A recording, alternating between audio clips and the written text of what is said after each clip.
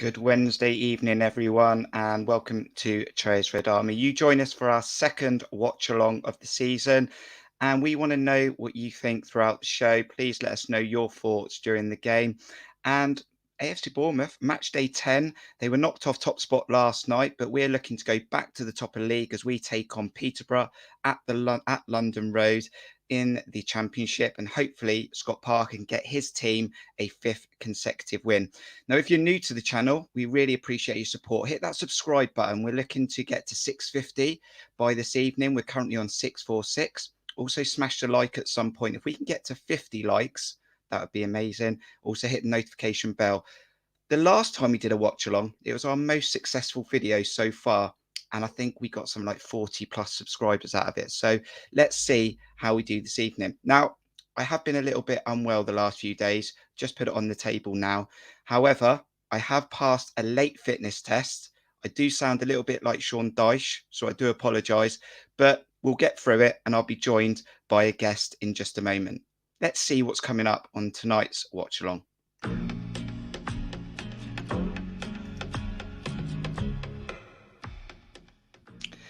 So very soon, John Spark will be joining me. We're going to take a look at those lineups both teams have just released. We're going to get those pre-match thoughts. We want to know what you think and also get your score prediction. We may go live to London Road and soak up that atmosphere.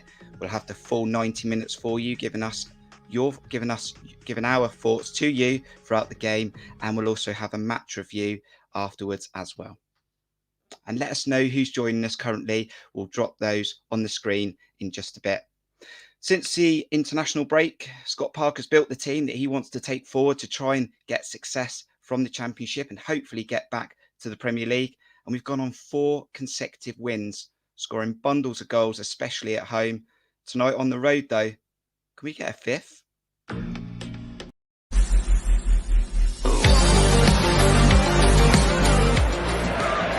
Phil Billing gets stabbed on. Here's Jordan Zamora flying forward. Is there a second for Jordan Zamora? There is a second for Jordan Zamora! He puts the game to bed for Bournemouth. The North Stand is on its feet. So, given away by QPR. Here's Jaden Anthony into the box. Jaden Anthony finds the far corner, and out of nowhere, Bournemouth have the lead against QPR. They've been up against it. Back down this near right-hand side. Adam Smith does well, infield. He's towards the edge of the D now, he's got Billing to his left. Here is Phil Billing. Billing shoots, he finds the bottom corner! Phil Billing from outside the 18-yard area picks his spot. 2-on-1 opportunity, and now Anthony back to the top of the box, Jordan Zamora. Then Anthony again, Christie desperately hanging on left side, trying to stay on side, which he's managed to do. Ryan Christie, in it comes towards Solanke with the header! Don Solanke knocks it into the bottom left corner, and just over half an hour in here, Dom Solanke makes it 5 in his last 3 and a bit games at the Vitality.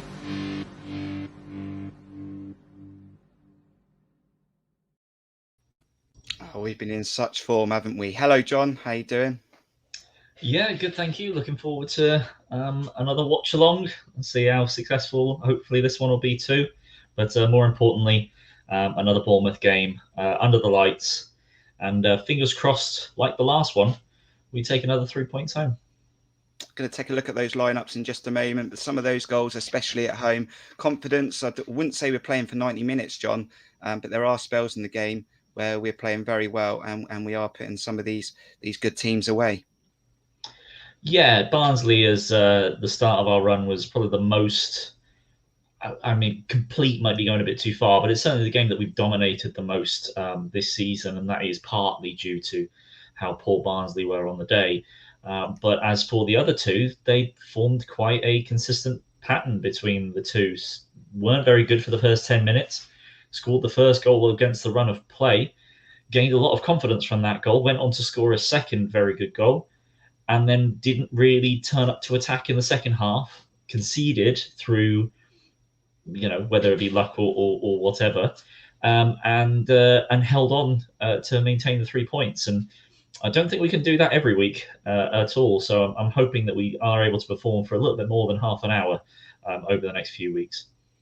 Right, let's take a look at these lineups then. Let's go to the home team, which is Peterborough first. And their starting 11 in this game is Cornell, Edwards, Butler, Thompson, Kent, Taylor, Clark Harris. He's enabled to play. Dembele, Grant, Burrows, and Norburn. Now, this team, John, is a team that they've conceded the most goals in the league.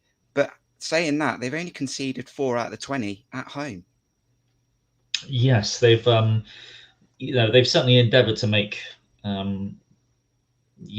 home stadium a fortress of some kind, but unfortunately for them, they're still just about above the drop zone at the moment. But that is certainly part due to Derby getting the points deduction. Otherwise, they would be in the bottom 3. It's not been a great start to the season for them at all. There's been a few good performances, a few notable results. Certainly their 2-1 win against Derby in the 110th minute, whatever it was, that they scored their second goal. But yes, they've certainly been better at home. But overall, I'm sure the Peterborough fans would have hoped for a lot more to come from this team. And I'm not sure, what the fans currently are thinking about the manager and what he's been able to do with this squad. But they are certainly going to need to pick up performances more than just the odd point here and there at home. But the 2 wins they've got this season are at home. They have got goal scorers in their team. And Clark Harris clocked 30 in League One. He's trying to get going this season. And Dembele, someone that also Bournemouth fans were potentially calling for in pre-season in the transfers. So we have got to make sure that we are good at the back again. Yeah, without a doubt. It's the cliche, of course, is that the Championship is the most exciting league because anyone can beat anyone, and you can't really take your foot off the gas, even against a team that was, let's say, bottom of the league. I mean, we've only got to know that from last season. We lost to Derby twice last season, and they only just about stayed up. Sheffield Wednesday, sorry, we lost to twice last season, and they went down. We did lose to Derby as well, but you've got to be at it every single game. And for Peterborough strikers, Clark Harris and Dembele are both on 2 goals. Clark Harris has only scored his 2 from the spot, but he has got 2 assists to go with that, and Dembele has also got an assist. So, they don't have anyone in their team that scored more than 2 goals so far this season. So, they are certainly struggling in terms of goal scorers, but they're struggling more so at the back. And that would be, one of the main reasons for Bournemouth fans to be excited about this game is to, if as much as they have only conceded 4 at home, it's the same defence, and we'll be looking to try and take advantage of that. So hi to Cameron, AFC Bournemouth Germany. Mark Cole, we got your score prediction, and we'll get those score predictions just before kickoff again. But welcome to you. We've also got a Peterborough fan in here. Unfortunately, he's got COVID, so we couldn't go to the game. Sorry to hear that.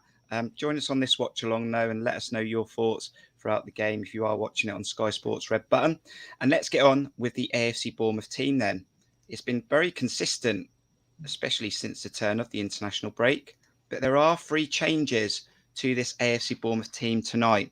We've got Travers in goal, Kelly, Brooks makes a return, Jeff Lerma keeps his place. We thought he had a dodgy knee. Dominic Solanke, Ryan Christie, Jack Stacey replaces Adam Smith. Gary Cahill keeps his place. Morgan Rogers gets a start ahead of Jaden Anthony. Philip Billing and Jordan Zamora on the bench. Nyland, Smith, Mepham, Pearson, Marcondes, Anthony and Lowe. We'll see how this sort of lines up in a minute, John, but 3 changes. I wasn't expecting 3, maybe 2. Yeah, it was difficult to know what was going to happen, really, because Parker has only ever kept a consistent team once so far this season, which was, the last game was the first time he hasn't made a change. So there was a chance he could do it again, considering, both of those 2 games were narrow 2-1 wins. Thank you very much for that, Charlie. But the changes sort of help freshen up the team a bit. I think it's nice to see Stacey coming back in. I think, he's been very unfortunate to not play more games with his injury. And having come back, Smith has been the preferred choice. You've got Morgan Rogers, who I think a lot of Bournemouth fans will be excited to see from the start here, because most missed him. Obviously, he did start against Norwich, but that wasn't a game that we really want to look back on. And then lastly, there's David Brooks, who, with FIFA 22 coming out on the 1st of October, he's the most valuable player in the Championship, according to EA Sports. The highest rated player, joint highest rated, certainly the most expensive. And he's not really been able to prove that so far this season. It looked like he might be back to his best after the first couple of games. Started well against MK Dons, scored a goal against Nottingham Forest before getting himself sent off. And we've not really seen much more from him. And with the fact that Ryan Christie's come in, taken his place and got 2 assists in 1 game already, there's a lot of pressure on David Brooks to perform. Not only in terms of just because of his professional pride, but also because just to keep his place. Because if he doesn't, he'll be back out again as soon as Pearson comes in and Christie takes his place again. So, I'm looking forward to seeing the 3 players that have come in for those changes. And let us know in the chat if you've got an emoji for this AFC Bournemouth lineup. Stick it in there. See what your emoji is. Are you happy? Are you worried? Let us know. But it is a 4-3-3, as we can see. Dominic Solanke, he got his 6th league goal this season, and he now can get into positions where he can score in consecutive games, John. And we're looking to get an early goal, like always. Peterborough scored very early in their last fixture at home, I think, where they won 3-0 against Birmingham, and they scored in the first minute. So I know in the preview when I spoke to Matt, he said the first goal in this game is massive. Yeah, it's one of those cliches in football that we all love to use about getting the first goal. I think that the only sort of way that I would say it's massive in this game per se is that we've never been behind. We're the only team in the football league that hasn't spent a minute chasing a game. So that's going to be interesting to see when that does eventually happen. How is this team going to react? We've seen it defend a lead, but can it chase one? So that's going to be very interesting, because we're not going to go through a whole season without conceding first. So when it does happen, how is this team going to react? But I think the interesting thing has been the last 2 games that we've started slowly, but we've done what I think is going to be the plan a lot. Is starting slowly is going to be a way to encourage the opposition to take control of the ball and pass the ball around at the back, gain possession, keep possession. And that's exactly where we want the ball to be, in their third, and then hound them to try and make them lose the ball. That's how we got our first goal against QPR, with Jaden Anthony nicking the ball off Rob Dickey. And that's what I think we're going to want to see happen a lot early on in games, to try and just give the opposition a sense of security and maybe try and catch them lacking in possession when we press them, thanks to the work rate of Dominic Solanke, Philip Billing, Jaden Anthony, who isn't playing today. So Morgan Rogers is going to have to fill that role. But obviously starting fast and being on the ball, being the assertive, dominant force and scoring early is fantastic. But this team can do so much more than that. It's not the end of the world if we don't start quickly. No. Martin, thanks for joining us. He says slightly experimental lineup, thinking ahead of the weekend, no doubt. I did say, would Sheffield United be on Parker's mind potentially? Getting the squad involved, resting players when we can is good. Still an extremely strong team, getting Stacey match fit. And I think there was a plan, after the international break, where I think he was going to, week on week, Saturday to Tuesday, that he was going to mix it up. But I think the team was so good against Barnsley that he felt like he couldn't change much against QPR. Then we dug in deep and got the QPR result. And from there, he's just not been wanting to change much. Yeah, I would agree. That's certainly going to be something along the lines of his thinking. I think that's also partly that we had that week break, which, we haven't had too much other than the international break that happened a little while ago, and obviously another one that comes up soon. There wasn't necessarily a need to change the lineup between the QPR and Luton games, but yeah, certainly the way we played against Barnsley, there really wasn't any need to do too much, and it was only Brooks that dropped out, as far as I can remember, between Barnsley and QPR. And Brooks, if what we've heard from Parker is to be believed, that it wasn't a injury that dropped Brooks. It was mainly the fact that he's not performing, whether that be on the pitch, which is true, or in training, which we don't see. So, I think this is. I think there may well be a strategy behind that, in terms of, we all know how good Brooks can be. We've seen him be fantastic. We've seen him be a difference maker in the Premier League, so he can definitely do it in the Championship. And if he felt maybe undroppable, then maybe he got a bit too complacent, and now he's been dropped. And the person that's come in has proved that he can outperform Brooks. So maybe this will be the rocket up his backside that he needed, because I don't think he really had a challenger last season. Stanislas played on the right for long periods under Woodgate, but that's not where he wants to play, and I don't think that's where any of us want him to play either when he's fit. So Brooks hasn't really had a challenger on the right-hand side for a while, and now he does. And this will be his chance to really show his stuff and go out and perform. Paul, hope you're well. Welcome to the watch-along. Love these live watch-alongs, he said. Keep it up, lads. Looking forward to seeing what Rogers can do. Yes, he gets his chance tonight. And it's a rewarded maybe rest for Jaden Anthony. He can't play every week. Yes, a deserved rest for Anthony. It's interesting that maybe he could have considered also changing Zamora for Davis, because you're breaking up the partnership anyway.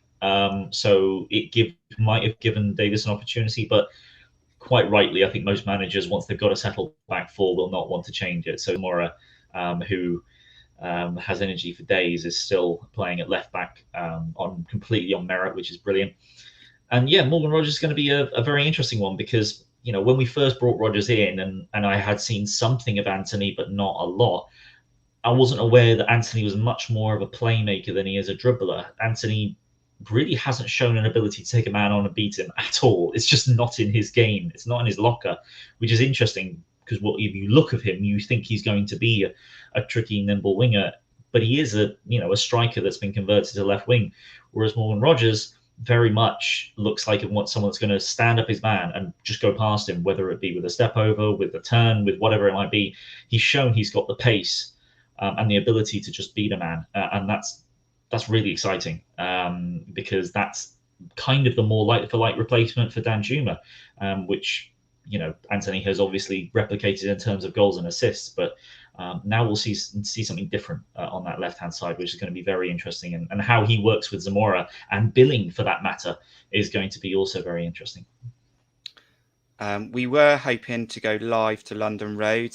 we don't really know what the signal is. We've got some fans there, Cherries Red Army sort of contributors, and hopefully if they clock in the next 10 minutes, we might get to know how they're feeling ahead of kickoff.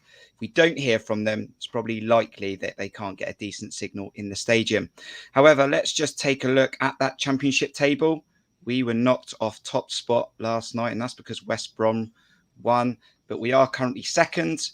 We do have our match day 10 to play, and we can go top of the league again. Coventry also play tonight. They're definitely having a very good start to the season, and Fulham are in the playoff places as well. And take a look at some of those scores from last night. Anything, John? No, it's just interesting to still see Fulham after a few draws just down in fifth, because that's not where any of us really expected them to be. And they obviously play tonight. They have a chance to make up some of that room. But it's West Brom and Fulham that were the early pace setters, and if we can stay ahead of one of those, then we'll probably go up automatically. West Brom finally turned it on. They've been really struggling to get wins, but they've been producing so many chances. You've only got to look at their Derby game, the game they had against Derby, where they managed to somehow draw that one. They come up against a Cardiff side that are in very poor form, and absolutely take them to the cleaners, with a particularly fantastic goal from Alex Moa. If you haven't seen that, I would highly suggest you YouTube that, because Sky Sports have put a 30-second clip of it up. It's an incredible half volley, and he's not the first time he's done that this season, let alone over the last couple of years. And Huddersfield Town just continues to be just completely blow us away. The Blackburn Rovers have been very good this season. They've been one of the surprise packages as well, with their new Chilean sensation, Brereton Diaz up front. But Huddersfield continue to pull it out of the bag, and fair play to them, because we were not seeing that at all. And Sorba Thomas, quite rightly, getting his Wales call up, which I'm very pleased for him for. And then Sheffield United, who we play up next, away to a dismal Middlesbrough side. I haven't seen the highlights of the game, and I'll be looking forward to seeing those tonight on Quest. But yeah, not what I was expecting at all, for Middlesbrough to suddenly turn it on and beat Sheffield United there. So some interesting results, definitely. And tonight then, to complete match day 10, you've got Barnsley at home to Nottingham Forest, Derby versus Reading, Fulham against Swansea, Luton Town versus Coventry City, Millwall against Bristol City, and Peterborough versus the Cherries. Keep us up to date as well. So if you get a scoreline coming through, let us know. We'll try and have a banner across the bottom throughout the evening with those scores on there, including the Cherry scores, and we'll see how the evening pans out. But I did just mention there that Coventry, we just mentioned them again, but they are third in the league, and they've got Luton Town, who, okay, they had a better second half against us at the weekend, but that's going to be that's an interesting fixture as well when we're looking at the playoffs. Yeah, and Luton Town is quite surprising, given that I think if you spoke to a Luton Town fan now, they would have said they've been very pleased with Luton's performances, despite obviously losing to us with somehow losing to us, because really with their performance, they certainly deserve more, at least a point against us. But Luton haven't won a game in 6. They've drawn 2 and lost 4. I think it's 2 and 4 regardless.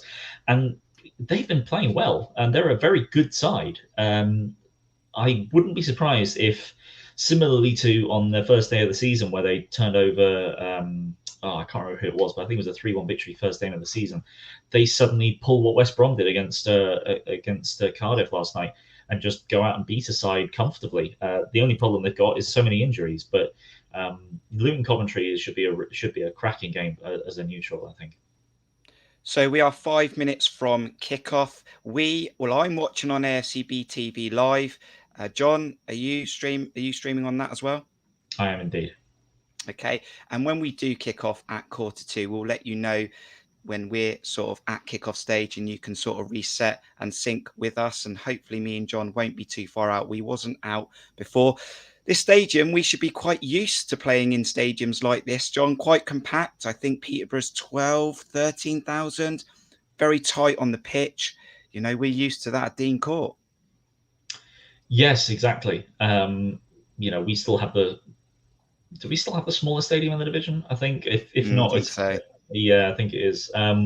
but very similar style of stadium. And similarly to us, I think the fans there will be very delighted to have news that standing will be allowed back in stadiums from the turn of the year, to allow more fans in, and the fact that there's a good, I don't know, maybe 20% of Bournemouth's grounds at least where people are stood the entire time anyway.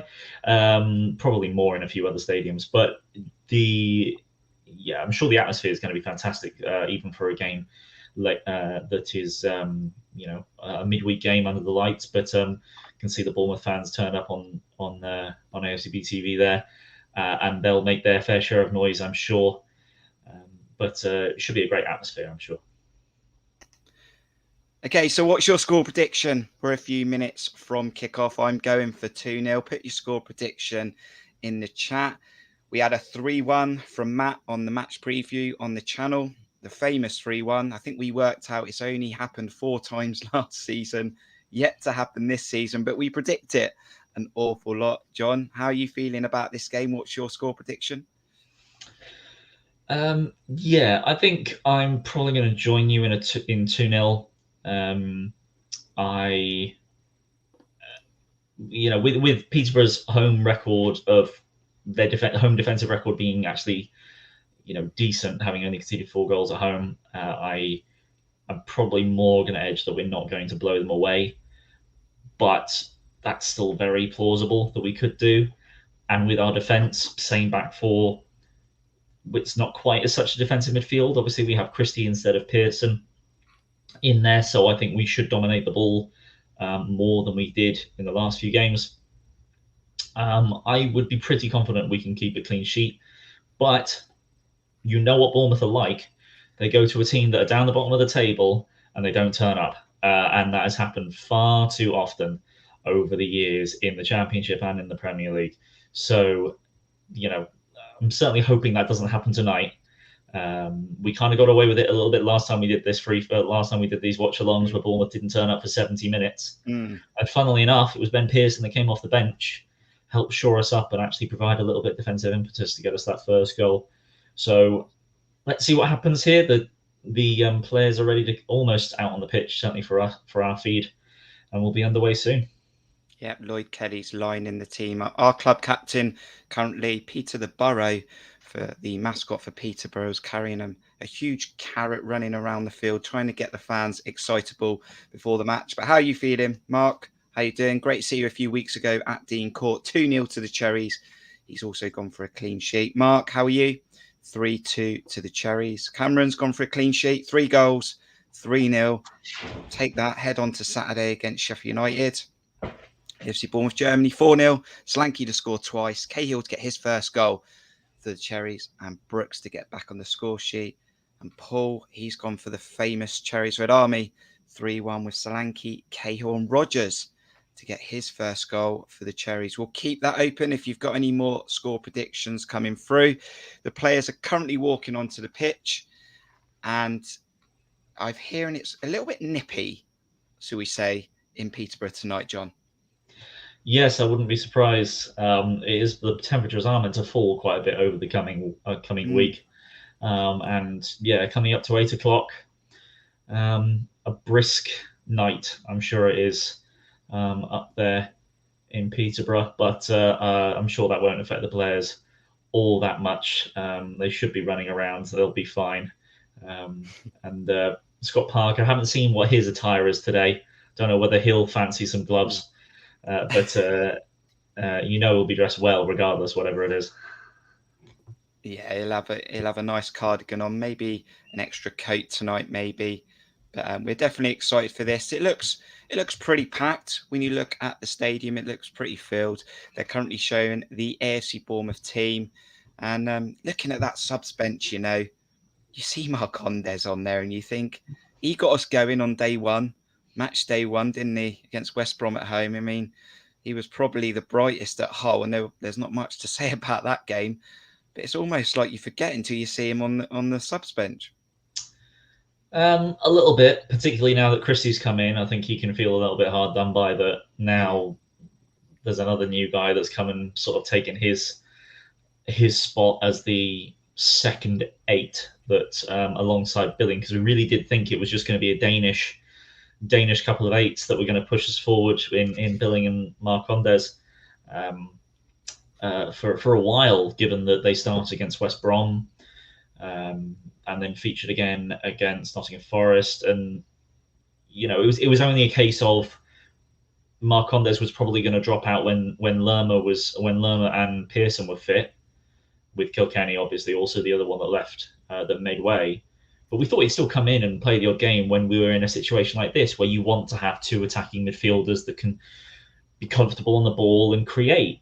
But Ryan Christie's come in, and when you've got the kind of experience and ability of someone like Ryan Christie, Marcondes unfortunately misses out. But you never know, might see him in today, coming off the bench, having an impact. He's certainly done it enough for Brentford. I do feel a bit sorry that he basically went from a bench player at Brentford to a bench player at Bournemouth. Not really through any fault of his own. He's not exactly been bad playing for us, but nearly due to kick off. AFC Bournemouth, and we have kicked off. So Bournemouth have kicked off. We are currently right to left attacking. And I was going to say that AFC Bournemouth Germany said that 650 Cherries fans have made the journey. And Cherries Red Army are looking for 650 subscribers. So if you're not yet a subscriber to the channel, hit that subscribe button. We'll really appreciate it. Also, give us a like. Let's see if we can get to 50 likes this evening. And there'll be plenty more videos coming your way after this fixture as well. Mr. Carlos did get his 3-1 in there as well. That's a Cherries Red Army famous. And AFC Bournemouth Germany said he wouldn't mind seeing Marcondes getting a chance again, especially if we'd be leading comfortably. And I'm sure he'll get game time. There are plenty of players that have currently not seen a lot of game time in between international windows. But you know what happens, John? Injuries appear and then there's certain tactical decisions that get made. Some of these players will get game time at some point. Yes, and just looking at the match, first thing I noticed quite quickly was David Brooks is a lot more narrow. Now, admittedly, we weren't on the ball, but it was something I mentioned to you before we started, that part of the reason why I think Christie had such an impact from right wing in the last game was because he wasn't nailed to the side of the pitch. He wasn't nailed to the touchline. He didn't have chalk on his boots the whole game, which Brooks has been doing a lot of since starting. Jacob Tanswell was fantastic. Bournemouth writer for Cherries Live mentioned very early on that Brooks just hugs the touchline when we're in possession, whereas Christie wasn't doing that. And in this game, defensively, he started off quite narrow, and I reckon he will play wide quite a lot in this game, but I'm hoping to see him drift inwards a lot more to get a bigger influence on this game. And I will not be surprised at all to see Christie and Brooks swap places frequently when they just fancy moving about, because they're both so technically gifted, so tactically aware, that I'm sure that will happen a lot. Morgan Rogers has seen the ball a lot more at the start now, but we'll see what kind of impact Brooks has in this match. Cherries getting on the ball then early doors. We are just clocking 2 minutes and 30 seconds are just coming up on the screen. Cherries have dominated the early possession. Gary Cahill is currently on the ball in our own half, just inside. Lerma's alongside him, wanting the ball out to Lloyd Kelly. And as in previous games for us, where we have got on the ball, that left-hand side has been the position and the area of the pitch, which has helped us being proactive going forward. Peterborough now trying to turn over the ball. And it's just gone out to the left-hand side, still currently with Peterborough. And Brooks is doing hard work. And we have got men behind the ball, John. Yes, without a doubt. And in fact, Billing has just gone in and intercepted, and we're back on the ball with Zamora at left back. It's going to be quite interesting, the fullbacks in this game, because we've got Stacey playing instead of Smith, and Zamora, I feel as though have just been, over the last few games, or most of the season to be honest, has just been given license to run upfield wherever he likes. And Smith has acted as more of a third centre-back, sort of holding back, just making sure that we have the defensive numbers in place. But Stacey's a lot more aggressive going forward, a lot more capable going forward in terms of his stamina. I feel with Smith getting a bit older, I think Stacey's just got more about him in that regard. Not that Smith can't go forward. He got an assist against Cardiff, of course, for Billings' goal. But, is that balance necessarily going to still be there if both fullbacks are bombing on? I don't think that's going to be the case. But Zamora has, in the last game in particular, shown a little bit of vulnerability that if he stays a little bit too high, he doesn't actually drop back enough. And there's a massive hole that's left in that left-back slot if Anthony, or in this case, Rodgers, doesn't cover him. So, that tactically is going to be quite interesting for Bournemouth in this game. Right, John. Oh, we'll see. Steve Hensman's trying to log in to the stream. He's currently in the away end at Peterborough. Now, he's gone off again. If he logs in again, we'll try and bring him in live from the game. He's tried to log in. I assume the signal is not great and it's kicking him back out. But if he comes back on, we'll definitely try and bring him in. Welcome to the channel. Thanks for joining us for this live watch along. Please hit the like button. If you're new to the channel, please subscribe.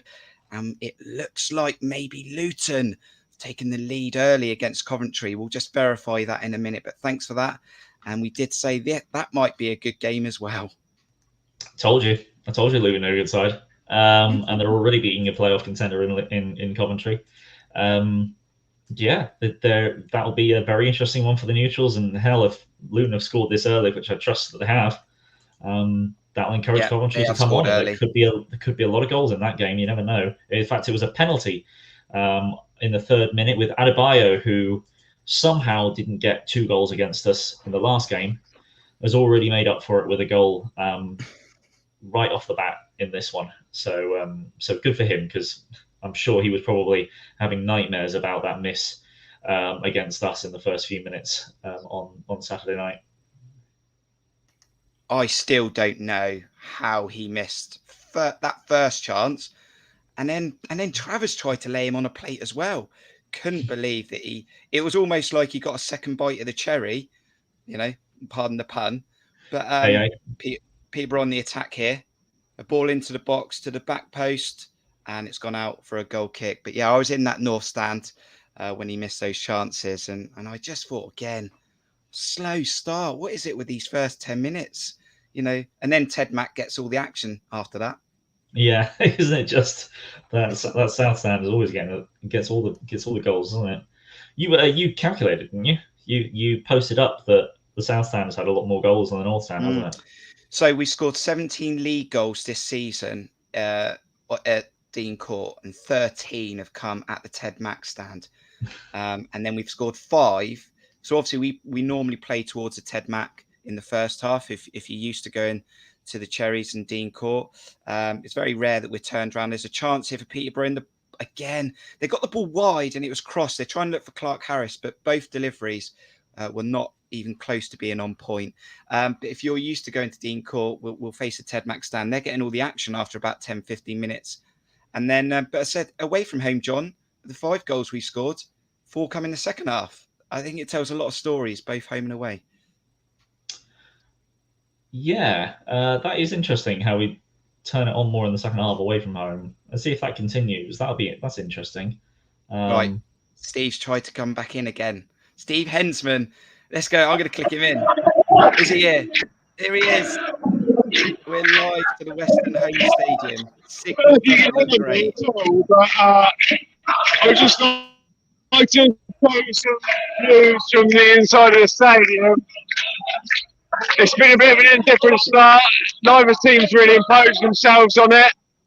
But as you can see from my display, there's some, wow, we're just doing a library chart. Oh, good effort. There's a great atmosphere here at London Road. And we don't really look in that much trouble so far. As I say that, they're breaking down the wing, but I think Lloyd Kelly's all over that. I can't really hear you guys, but just thought I'd give you a bit of insight from the stadium. Get behind your Cherries. Cheers for logging in. We'll see if we catch you later. That looked like that was Sam Brilliant. Davis next to him as well. I certainly did. Possibly Tom Jordan next to him as well. Yeah, certainly. I certainly recognise Sam there. But signal's tough. But like you said, yes. Peterborough are currently in control of the ball. There's no real threat at the moment. There were those 2 chances down the right-hand side, but the delivery both times were not great. Apart from that, we have got on the ball without really showing any threat. We've currently had 9 minutes. Another slow start, John. Yes. Yeah, certainly slow in terms of it's been a relatively balanced game. With Peterborough being in a couple of positions to make the crosses, and the crosses haven't been accurate enough. Bournemouth had possession in their half a little bit, but not much has happened. Yeah, it's been pretty quiet as a game all told. Neither side have been troubled yet. So we'll see what happens as the minutes tick on. Only just about approaching the 10-minute mark, and nothing to report as of yet. No, possession very much with the back line. That sounds familiar, wasn't it? That was a watch along at Birmingham. A lot of possession between the back line. I think I clocked something like Ipswich Rossi had 115 touches versus Birmingham, and was it Lloyd Keddy played alongside him? He had something like 110. We don't quite want to get caught up in that sort of situation, and we have improved, obviously, since then. But we do need to show something. I mean, Brooks has just skinned the left back, just played it through the legs. I always say that Brooks looks for those sort of moments, and then he gives it away. Good play, come inside 15 yards, and then a simple pass, 2 men down that side, John, and he just gives it away to the defender. Yeah, and then after losing that ball, Peterborough break relatively quickly with Saruki and Dembele's pace on the left-hand side. A ball is put through to him, and that's a very good race between Stacey and Dembele. And then Stacey has to slide in and does a great challenge. Dembele ends up kicking it through, goes flying off the pitch for a goal kick. But that's the kind of frustrations of David Brooks, the two sides of him. He's surrounded by 2 men, nutmegs the one in front of him and goes past him. Instead of playing the ball into the channel for Dom Solanke, who's making a good run, he cuts inside the second man that comes at him and plays what should be the right pass, pushing it onto the left-hand side where you have Zamora overlapping and Morgan Rogers is available as well. But instead of passing it to either of his 2 men, he hits the right back and we lose the ball. And that's just the frustrations. It wasn't, it's the pass that you expect him to make 99 times out of 100, really, for the player of his quality. And, you're lucky if he makes it 1 in 2, the way that he's been playing over the last sort of season and a half.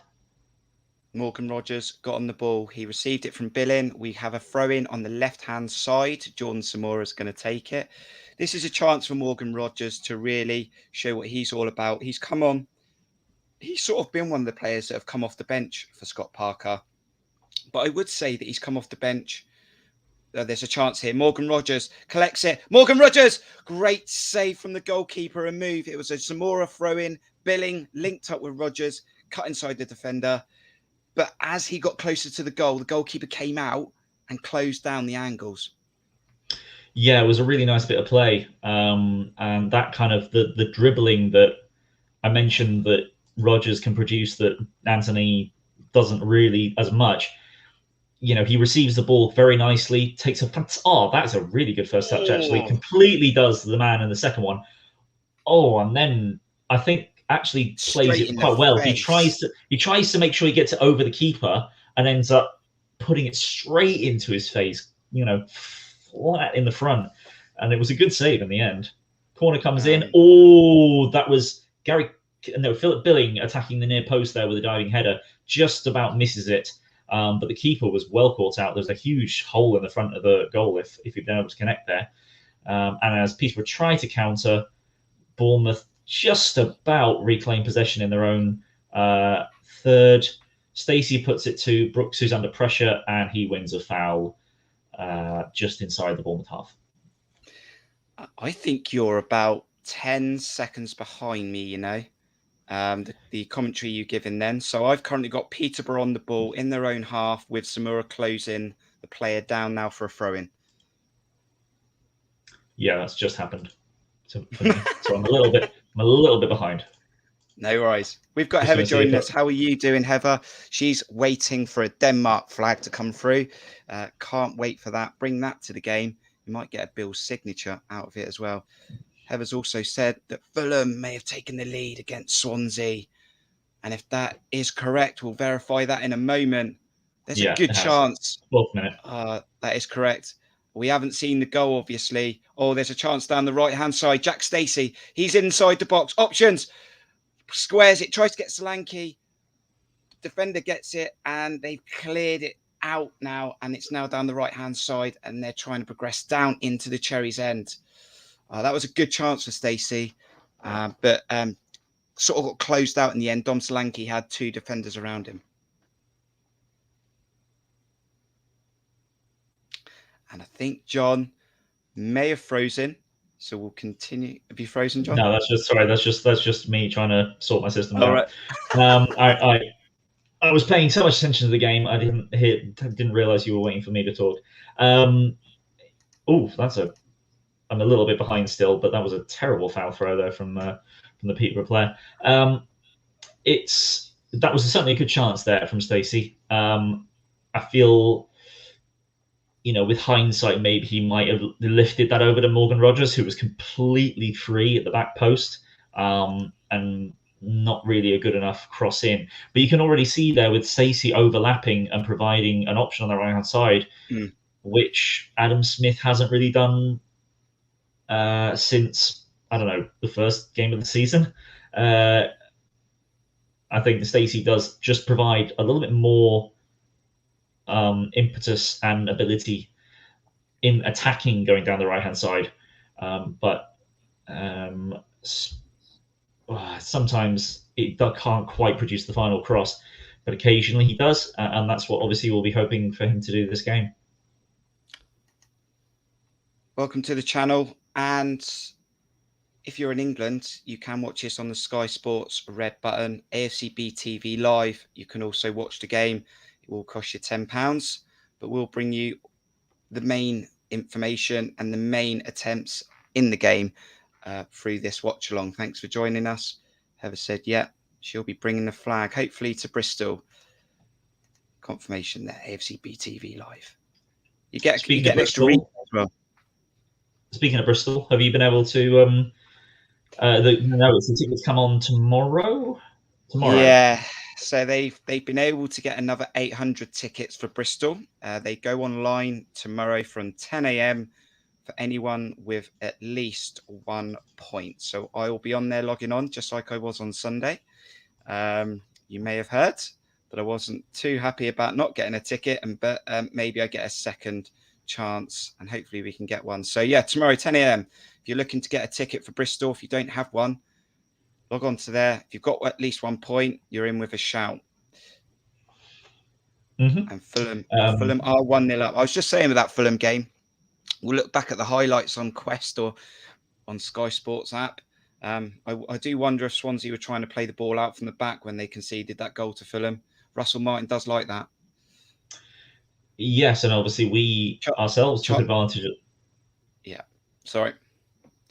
No, go ahead. I still feel I'm definitely still a little bit behind you. What's on your clock at the moment? So I've got 17 minutes 45 seconds just clocked. Yeah, so I'm 5 seconds behind you at the moment. Yes, I personally won't be getting myself to Bristol, unfortunately, as much as I'd love to. It's still without a car. It's a bit of a difficulty getting a longer distances to away games. As much as I would love to go and see a few more after being at Nottingham for our first win there. Hull City, that was a day out, and at Hull, which wasn't as good. At Hull, the only game this season we failed to score, and managed to make that one. Only league game anyway. I didn't learn much from Hull City, to be honest with you, John. However, I did learn that you're a very good snooker player. Now, I don't know who you mould yourself over. Maybe an old-fashioned Steve Davis?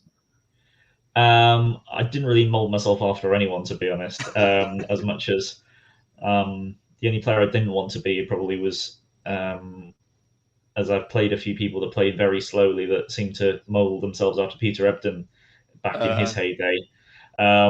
But no, I certainly wasn't a speedster like Ronnie. Chance for the Cherries in the box from John Zamora. Sorry to cut you out there, John. No, that's all right. Still got the ball through Ryan Christie.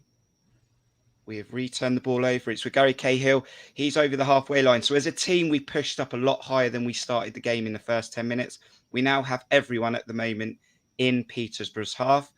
We are just turning the ball from right to left at the moment, just trying to create an opening. It's out with John Zamora. He likes to take the ball on. He does very well in trying to take us 30 yards up the pitch with his pace. And he likes dribbling the ball as well. Recycling the ball back out to the right-hand side now with Brooks and Stacey. 1-2 with Brooks. Christie, and again, just that quality on the ball is just lacking. And we just can't really, apart from that Morgan Rogers first chance, we haven't been able to create too much. But we've got in some promising positions with Jack Stacey.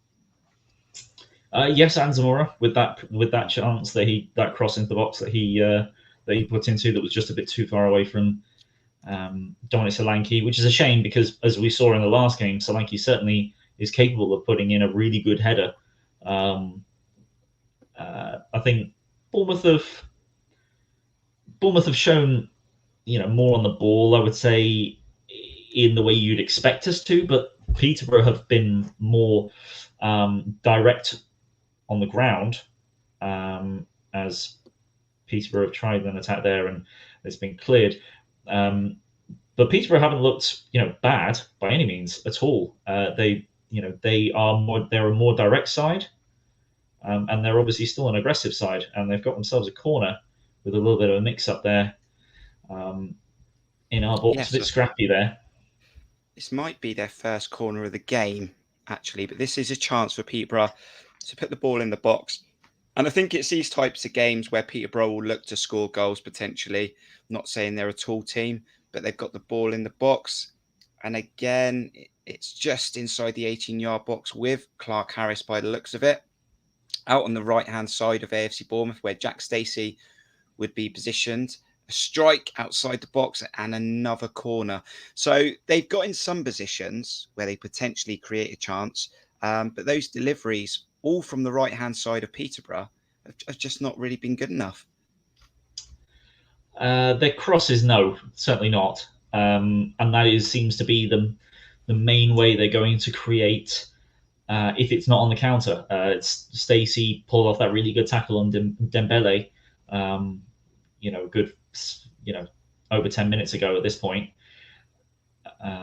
as the corner comes in and is headed out comfortably. Miscued by Brooks, so Peterborough maintain possession. Out on the right-hand side for Peterborough again, crossed, and another corner. It's a cross from the right-hand side of Peterborough. It was sort of out to in with the left foot, and Jack Stacey just got enough on it. They've taken a quick corner. It's outside the box, headed away by Bournemouth, and it's again out to the right for Peterborough. And this is where they're trying to do most of their work down Jordan Samora's side. Out to the right, inside the box, squared it, had gone right across the goal. It had gone out for a goal kick. It had crossed the line. But that's 4 times now down Jordan Samora's side that Peterborough are having some sort of success. Before we go to that, there's no goals in this game, John. But Luton are now 2-0 up. We spoke about this before the game. They were frustrated at the weekend. They wanted more from that game against the Cherries. And they're putting Coventry away 2-0. Coventry third. But they're losing 2-0 at Kenilworth Road. Yeah, I mean, as I said, as well, there's also been a goal in the Barnsley Forest game. Barnsley have scored a penalty through Corley Woodrow to put themselves 1-0 up against Forest. But I did mention in the preamble that I wouldn't be surprised if there was a game some point that Luton did what West Brom did to Cardiff and put 3 or 4 past them. And at the moment, they're 2-0 up. Having said that, Luton also were 3-0 up at halftime against Swansea. Yes. And that one managed to end up as a 3-3 draw. So, in fact, Luton impressively, before losing to us, had drawn their previous 4 games, all of which by a different scoreline. 0-0, 1-1, 2-2, and 3-3. So, what we were in possession there, but a good tackle on Brian Christie. So there are goals in the Championship, but none currently at the Weston Homes Stadium, where it's currently Peterborough 0, AFC Bournemouth 0. Some frustration, free kicks being given away at the moment. I think you highlighted, John, that we do give away some silly free kicks, and especially when we're trying to hold on to like 2-1 leads, it is unnecessary. Well, against QPR, it was downright frustrating. It was downright ridiculous, the amount of stupid free kicks we were giving away. I mean, even coming into the 94th minute, I remember Philip Billing basically just shoving a player in the back, 40 yards out, giving them a chance to punt the ball in the box.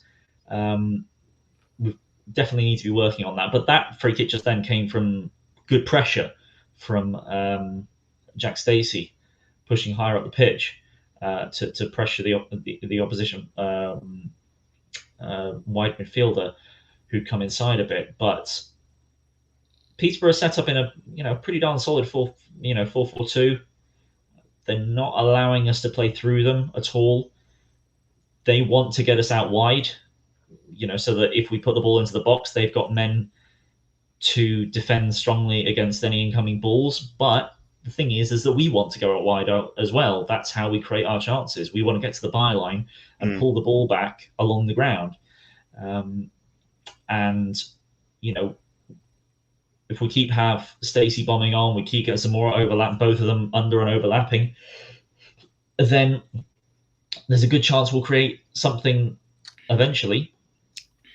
And when Peterborough are holding the ball at the back like they were just then, we might be able to nick the ball off them at some point with and Phil Billing's trying to nick and you talking about nicking the ball, and Phil Billing was trying to nick the ball with the centre back, trying his luck for Peterborough.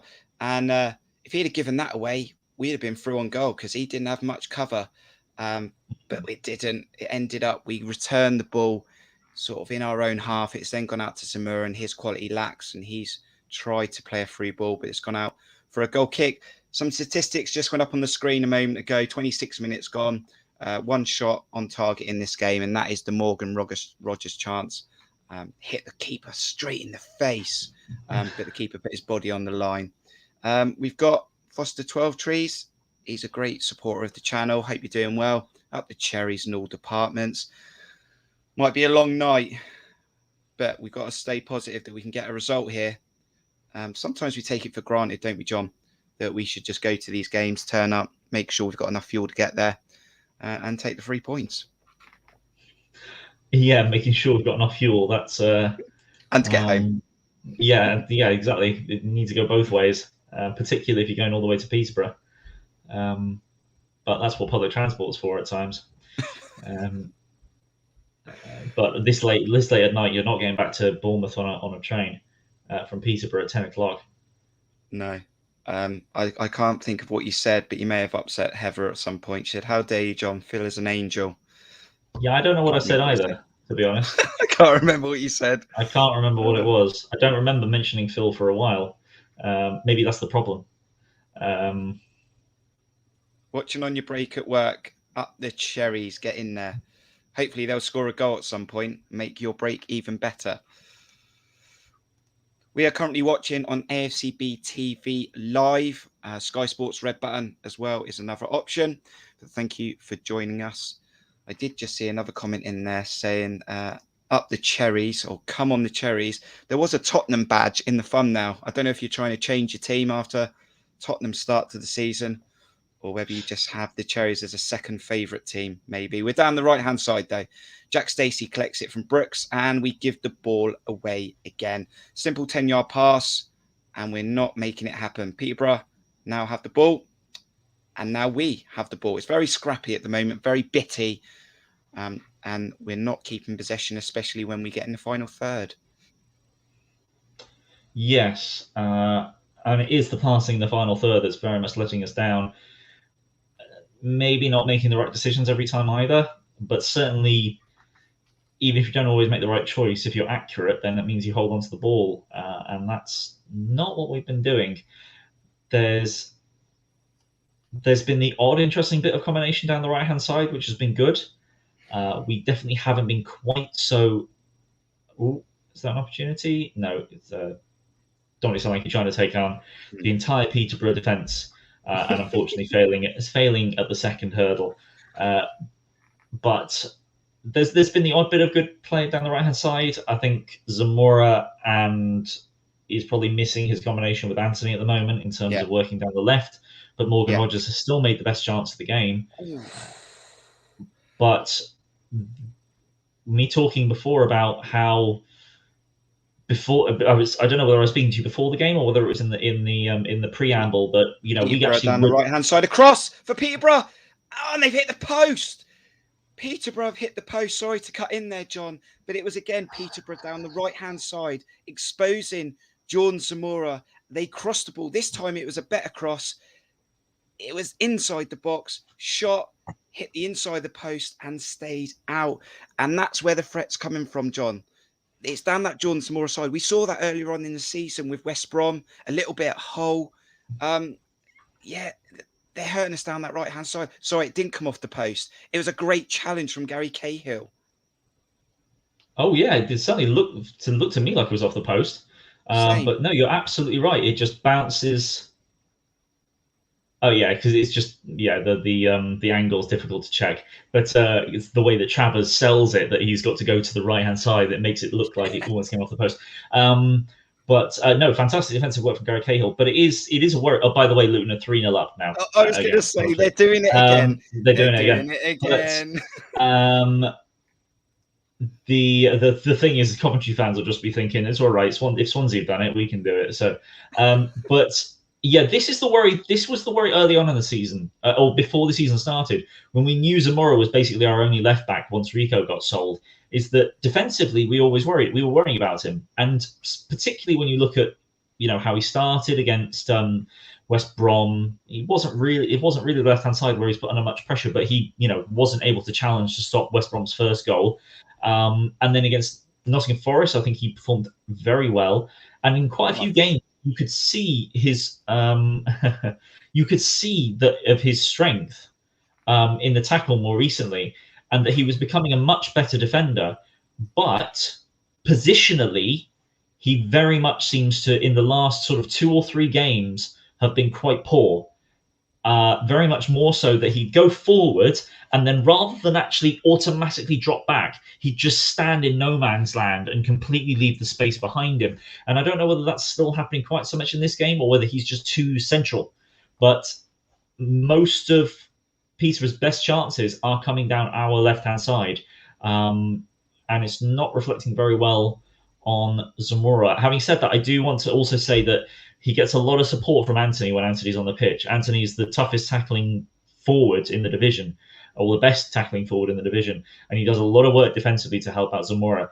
I don't think it's that Rogers can't do that. It's just he's not necessarily going to be getting the support from Rogers in the same way that he gets it from Anthony.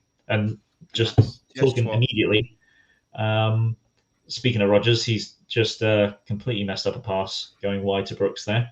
Exactly what Foster's just said there.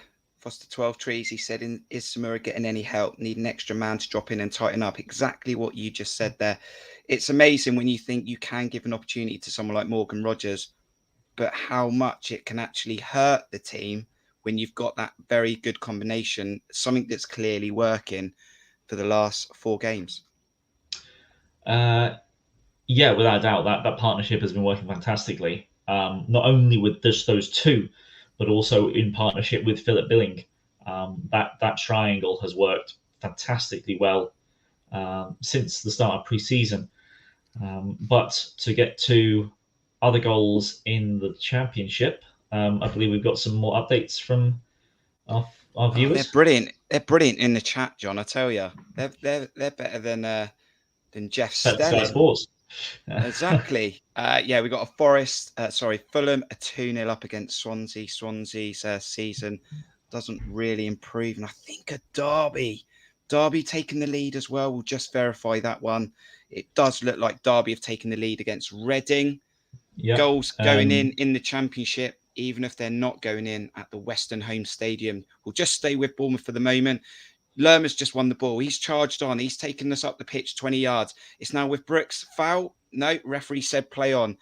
And it's not come to anything. And Peterborough has been able to recycle the ball out to the left-hand side. So goals going in the Championship. Derby have taken the lead as well.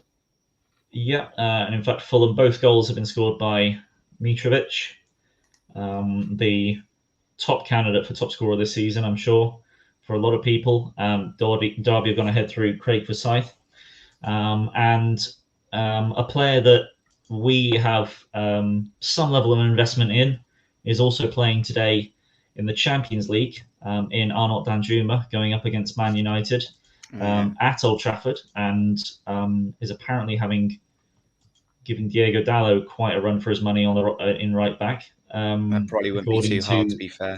Yeah, maybe true. According to the Sky Sports updates, but certainly that's the game I would be watching if it wasn't for Bournemouth on. We all at Bournemouth, obviously, all Bournemouth fans wish Danjuma all the best at Villarreal. But back to the game. But the 30 viewers and myself, John, are glad to have you in this watch along. If you haven't hit that like button yet, please smash the like. Have we got to 650 subscribers yet? We're getting updates in the chat on the scores. Can we get an update on the channel? Are we at 650 subscribers yet? We'd love to know. Let us know. Bournemouth currently have the ball with Morgan Rogers on the left-hand side. He's looking for options. Dom Solanke drops in to collect it. He holds the ball out to Zamora. Zamora goes back to Solanke. Solanke's now looking for more options. Back to Kelly. And that Zamora-Anthony link-up is not as fluid. Well, Zamora-Rogers, shall I say. That link-up is not as fluid as the Zamora and Anthony. But let's give it fair that Zamora and Anthony have known each other a lot longer than Zamora and Rogers. It's just, again, there was a good win back of the ball there once Zamora tried to pass and lost it. Rogers wins it back, pokes it to Zamora, who pokes it to Billing, and Billing miscontrols it. And it's just that it's the touch that's not there, or it's the pass that's not there. With that was an ambitious shot from Peterborough, whoever that was. That's probably a lot further out than it looked on the telly. But yeah, Bournemouth are doing what they free to go. Yeah, that was way higher the goal. Bournemouth are doing what they often can do, is just not put it all together on a match day. And considering Bournemouth have won 4 in a row and are going up against a newly promoted side, there's an expectation that Bournemouth will just click, and it doesn't always happen like that. With a few changes, it does change the dynamic. It changes the way that the game goes for us. Changes the way that we build up play and defend as well, in the way that we've allowed Peterborough a few good opportunities to cross the ball in from the right. I'd be interested to see if there's any sort of slight tactical tweaks that Parker brings in after half time. I don't know if it's us, John, but this is our second watch along. And if you remember, against Birmingham, it was quite a tough watch as well. Christie on the ball, just outside the box, shot low, didn't really get a good connection, probably was going wide. Is it a shot on target? Probably not, but it is an attempt for Bournemouth. But we're coming up to 40 minutes. 5 goals this season, Bournemouth has scored away from home, 4 in the second half. So stay with us if you're currently watching this watch along, because I reckon it will get more interesting later on. Fingers crossed that it gets more interesting later on. But if we think back to that Birmingham game, yeah, we really couldn't control the ball past the halfway line at all. It was all Birmingham. There was Chong was very impressive on that day, but they also failed to just produce that last bit in the final third, and they barely had a shot on target, if I remember correctly. I think they took quite a few shots, but I can't remember Travers having to make any significant saves in that game. But we did nothing until the 70th minute-ish. Certainly roughly with about half an hour to go, Ben Pearson was brought on, and he shored us up a lot more in midfield and provided the assist for a fantastic Dom Solanke goal to start us off. But yeah, I tell you what, a player that's been so good for us this season tried to cross the ball from the left-hand side. Philip Billing went into space and went nowhere. That wasn't great from Phil Billing. We know he's got talent in that left foot, but that wasn't good. More goals going in the Championship. Swansea have decided that they're not going to continue to play football at the back. They've gone direct.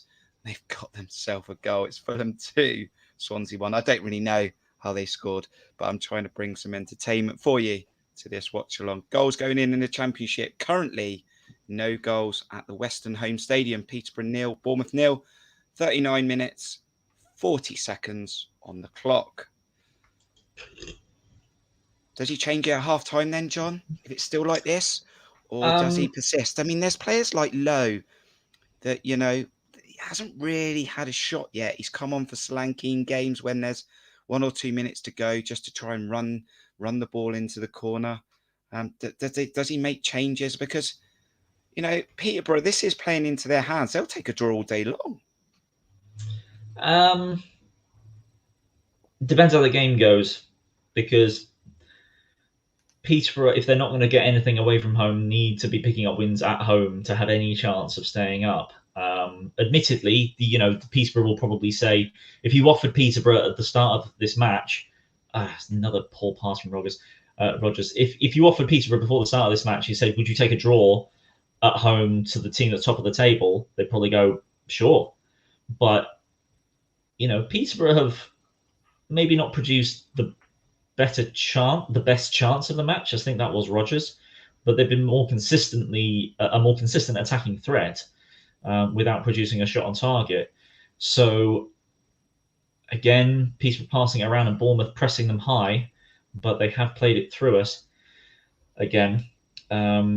They keep doing that though. Bournemouth have got a good chance of nicking it near their penalty box, because it's a few times been very close to grabbing something with Billing and Solanke's pressure. But having said that, like you were saying, if there was to be a change made, I certainly don't expect Lowe to be coming on, because Lowe, I think, is very much seen as Dom Solanke's replacement, and Solanke's definitely not coming off before the 85th minute, if at all, because of how important he is in the way that Bournemouth build up through the middle as a target, and wow, they are really taking chances at the back there, Peterborough. The centre back there just did 2 Cruyff turns to get away from, to just about get away from Phil Billing. Blimey. They've done that a few times. And if you remember, we sort of hit MK Dons earlier on in the season like that, talking about Russell Martin, and the centre backs for Peterborough are definitely taking chances, dwelling on the ball, Cruyff turn, like you said, John. And you know what? If they keep doing that, they're not going to get away with it every single time. We've currently, the club released also that the under-23s have got a game next week, interestingly. There's some chat going in there about that under-23s game in the Premier League Cup against Arsenal under-23s. I think the tickets are a £5. I can't make that match because I've got an appointment somewhere else. But definitely, if you can get down for that game, that would be a really good game to get down to, especially, to see some of our academy players and also an academy players from a Premier League team. Currently got the ball on the right-hand side. Brooks whips it in. Didn't really look before he whipped it in, and it went straight through to the keeper. So lacking in quality again, and no real good chances since that Morgan Rogers one. Shame, because that was actually a fantastic ball, but Billing and Brooks were not on the same wavelength there. Billing makes a front post run, which is where Solanke stood, so there was no point in making it. If he runs to the back post, he may get on the end of that, because it was a really good cross. Just didn't have a man on the end of it. Another long ball upfield. And it will go again. Christie and Brooks have linked up for a 1-2. It's currently with Brooks on the right-hand side. He feeds it through to Solanke. He back heels it, trying to get it to Christie. They've cleared it. Lerma's got it about 30-odd yards outside the boxes with Morgan Rogers on the left-hand side. Jordan Zamora now trying to link up with Morgan Rogers. And I talk about it again, but Morgan Rogers sort of looked at Zamora, didn't really offer him a cute run, and then Zamora sort of ran out of options. And we talked about that connectivity that Zamora and Anthony have. It's not quite there with Rogers and Zamora. Yeah, I think that might have been actually more so rather than Rogers' run, which he got held up by a Peterborough midfielder that was blocking him off slightly. I think that was more Zamora just because he's not playing with Anthony. He doesn't know for definite where Anthony's going to be. So rather than look up and look for the pass, he just decides to take on his man anyway and loses out because Zamora's stronger than I think most of us thought, but he's not going to outdo most right backs in a contest of strength, and get sort of muscled off the ball relatively easily. I am very much interested to see what's going to happen if there's any tactical changes at half time, because I think Christie and Brooks have been involved more on the peripheral. Lerma's sort of been helping us tick the ball over. He's been his solid self. The centre backs haven't really been put under too much pressure. It's more been the full backs that have been the ones that have had to contend with the players. We got 1 minute injury time in this first half. It's currently with Christie trying to needle thread it through, but doesn't quite come off. Peterborough clear. As they try to clear, Phil Billing closes it down. It goes out for a goal kick. So we're currently 30 seconds into the 1 minute added on. Looks like it's going to go in 0-0. And we'll have a look at the stats very briefly when that halftime whistle goes. A couple of shots on target is probably what it's going to say. Then we will have a drinks break. But make sure you come back. Thank you to everyone who's currently joined us. We're trying to hit 650 subscribers on the channel. And can we get to 50 likes as well? That would be absolutely amazing. Some conversations in the chat as well about favourite players. Seen Fletch in there, Wilson, and Phil Biddle. Gary Cahill's also becoming a favourite. But that's half time. Referee's blown. 45 minutes gone. That's another half for AFC Bournemouth, John, where we haven't scored in the first half away from home. Haven't scored in the first half since the Forest, the opening away game. And we'll look at those stats in a moment. But apart from Morgan Rogers' chance where it hit the keeper in the face, that was about it for the Cherries. Basically, yeah. Christie's shot, which was tame, really was a bit scuffed. That'll count as a shot on target, but wasn't really ever going to be going in. It's not been a very exciting game of football from either side, really. Peterborough have played around with it at the back more than I thought they would, and have certainly gone direct at times as well. But there's really not been too much to talk about, to be honest. Tactically, I'm sure there's nuances that I'm not picking up, but it's very much looked like Peterborough trying to target, trying to make the most of width to try and create crossing opportunities. They've done that much better on their right-hand side than they have on their left. And then defensively, they really do want to funnel us out wide, but we're not creating enough at all, to make the really good opportunities that we have done a lot this season. But like you said, apart from Nottingham Forest, we haven't produced a goal in the first half away from home all season. So I can certainly expect Scott Parker to be in there at halftime and giving them more detailed instructions, trying to tweak things slightly, because if it plays out exactly the same in the second half, this is just going to stay 0-0. I don't see much changing. 0-0 then. AFC Bournemouth have 58% possession at half-time to Peterborough's 42%. 4 shots, Peterborough, none on target. The closest they came was when I thought it hit the post, but it was a good Gary Cahill challenge. They crossed from the right. Striker tried to get on the end of it, but it was cleared. The 2 shots on target was the Rodgers chance and also the Christie one that he didn't quite catch. So at the moment, dominant in possession, struggling to get that first goal. But we've been here before on a watch along, and we've been here having these sort of first halves away from home quite regularly. So there are goals going in the Championship. We'll take a look at those halftime scores very, very soon. We're going to take a few minutes break just to grab a drink. Don't you go away. Grab yourself a drink as well. Come back. Let's enjoy the second half, and hopefully the Cherries can score a goal and continue the 4 wins and make it 5. We'll see you soon. Very, very soon.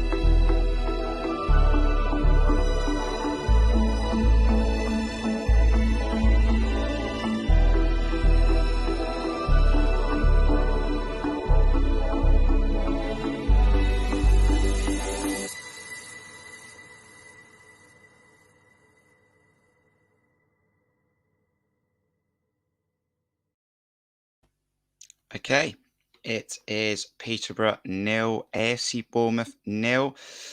maybe trying to go live to London Road. John's just grabbing himself a drink, so I'll bring John back in just a bit. Hopefully we can go live to London Road. Some fans are trying to give us their thoughts at half time. Let's see if we can get Aaron Kay involved. You there, Aaron? How you doing, Aaron? Hello, you right? How are you doing? How's that first half? I can't hear you very well, so I'll give my thoughts on the first half. Go for it. Go for it. Yeah, I just think the left-hand side we're struggling clearly, because I think we're not only missing Anthony, we're missing Zamora as well, because he hasn't got that trust to bomb forward, and Brooksy as well. So it's just disappointing. He keeps going backwards the whole time, and it's not as effective. So just goes to show 2 or 3 changes, and it disrupts the team a little bit. Don't know what you guys thought. Would you make any changes? I would bring Anthony on for Rodgers, yeah. I wouldn't. Stacey's fine. I'll bring Anthony on for Rodgers, and I'd leave it as that for now. And then maybe later put Christie to the right, bring Pearson on, and then go back to that team. Because I think this game's there for the taking, but I can see us losing it at the moment, because we're just not. We're not attacking down the flanks in the same way that we know we can. Zamura's not going forward because he hasn't got that understanding with Rodgers. How are the fans though? Are they frustrated, or do they understand? No. Its atmosphere is very good. The fans are absolutely fine at the moment. I think we generally got control of the game, but I think no frustration at the moment. Whether that changes, I think maybe a little bit with Brooks. Not in a terrible. I mean, they're singing his name a lot, but maybe a little bit with him, because he's just not. I don't know if it's a lack of confidence or whatever it is, whatever he's doing. He's not attacking in the same way that we know he can do. But anyway, got a score prediction? Do you think we'll still win this game? No, I don't think we're going to win the game. I think it'll end up 1-1. Actually, I think we'll draw the game, and I actually don't think that'd be a terrible result. Enjoy the second half. Let's hope we can catch you after the game. Good luck. See you later. See you later. Bye. Love it. Aaron Kay, always in portrait. Aaron Kay, always in portrait. I say to him, landscape, take up the screen. But we'll improve on those things throughout the season. But Aaron Kay's there, pretty much just sort of confirmed, really, that probably Anthony might need to come on for Rodgers just to give us that link up that we've had so much success with. I mean, Luke Andrews, thank you for joining us in this stream. I'll bring on Emmy for Brooks, put Christie on the wing, and Luke's, can't stand Brooks. So much talent, but can't make simple passes. I repeat myself. I could make myself a robot. I stick up for Brooks all the time. He's got the talent, but he just can't do it week in, week out. And I know he hasn't played week in, week out, John, but he can be so frustrating. Yeah, very. But maybe the fact that he doesn't play week in, week out is part of the reason why he doesn't always perform. He not only is he not playing every week more recently, but also I wouldn't say he has a partnership to work with.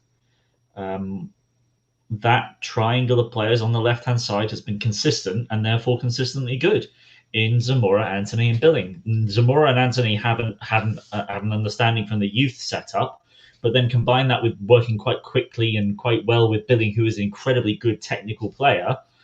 Those three have, really produced, as Charlie Cooper says, have got a chemistry going, and it's worked out so well for us. On the right-hand side, Brooks could quite easily be with Smith or Stacey, and they are not the same player. They're not the same type of player. So he's got something that he needs to think about every time he steps onto the pitch and the kind of player that he's with. Combine that with who does he play inside with? Because it's been Christie, but it's also been Lerma, and it's been Marcondes. He's had someone different overlapping him, underlapping him, supporting from inside every single game. And that's part of the reason why Anthony and Zamora have settled so well, is because they've been consistently there and they've had that consistent partnership. I do agree, however, that Brooks has the quality to to still produce regardless of that. And that's what we want to see from him. We still expect him to be able to just go out on the pitch and perform. And sometimes it is that simple, sometimes it's not, but he's still got to show he can do it for this team. No goals in this game then, but there are goals in the Championship. It's Barnsley 1, Nottingham Forest 0, Derby County 1, Reading 0, Fulham 3, Swansea City 1. That might be and Mitrovic hat-trick as well. Luton 4, Coventry City 0. Could that be enough for Luton? Because at 3-0, that game definitely wasn't over. Millwall 0, Bristol City 0, Peterborough 0, Bournemouth 0. Great to see Marky Masters also joining us. Hope you're doing well, Mark. And we're currently on 649 subscribers. Can we get to 650 before the second half kicks off? If you're joining us, welcome. Join us for the second half, and let's hope the Cherries can have a better second half and we can get some goals. Will he make a change then, John? I'm not sure. I think he should make a change. Sort out that left-hand side. Although Morgan Rogers had the best chance in that first half, I would bring him off, bring Anthony on. And then I don't think Brooksy is too far away from being brought off either. I think he needs to have an impact quite early on if he wants to stay on longer as well. I don't think he'll make a change. Certainly not certainly not a man-for-man change. I think he will make some tactical tweaks to try and hopefully bring more from our attacks. But yeah, I don't think.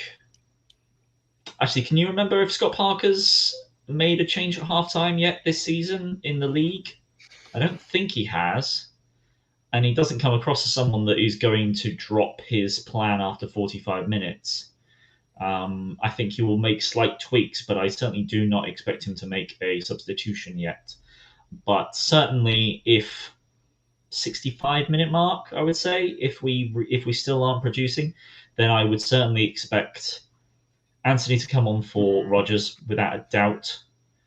And I would also expect Brooks to be brought off for possibly Marcondes instead of Pearson this time round, and Christie being shifted over to the right-hand side. But certainly not for the first 20 minutes. I don't expect a change. Breaking news, John. Do you know what's breaking? Our connection. Breaking news. I'm going to do this. Cherries Red Army has just...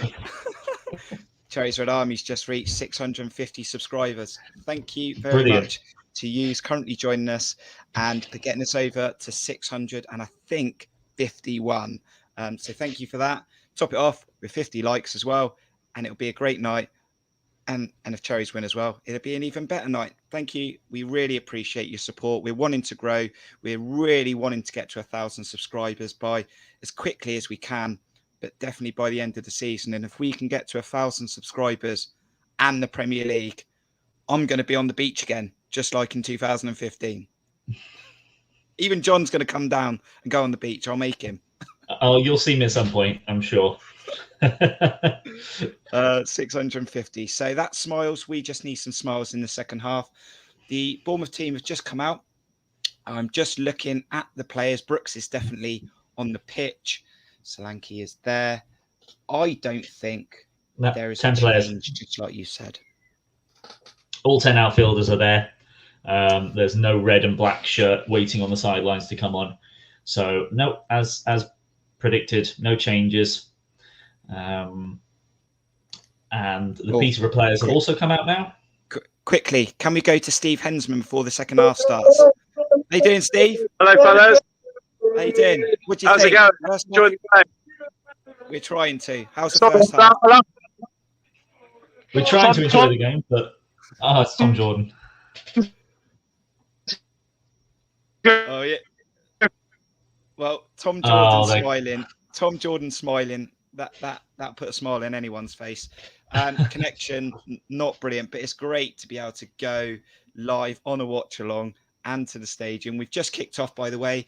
We are at 45 minutes and 25 seconds on AFCB TV live. So if you want to sync yourself in line with us, please do. Peterborough have the ball on the left-hand side.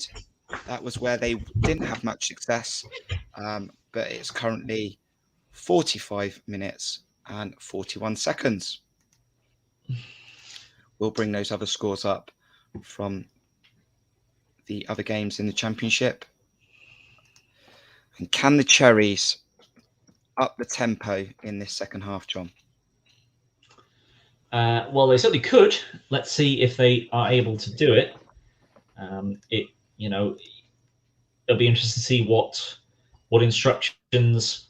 Ooh, that was a nasty. What instructions Scott Parker have put out to the players and told them to change up slightly.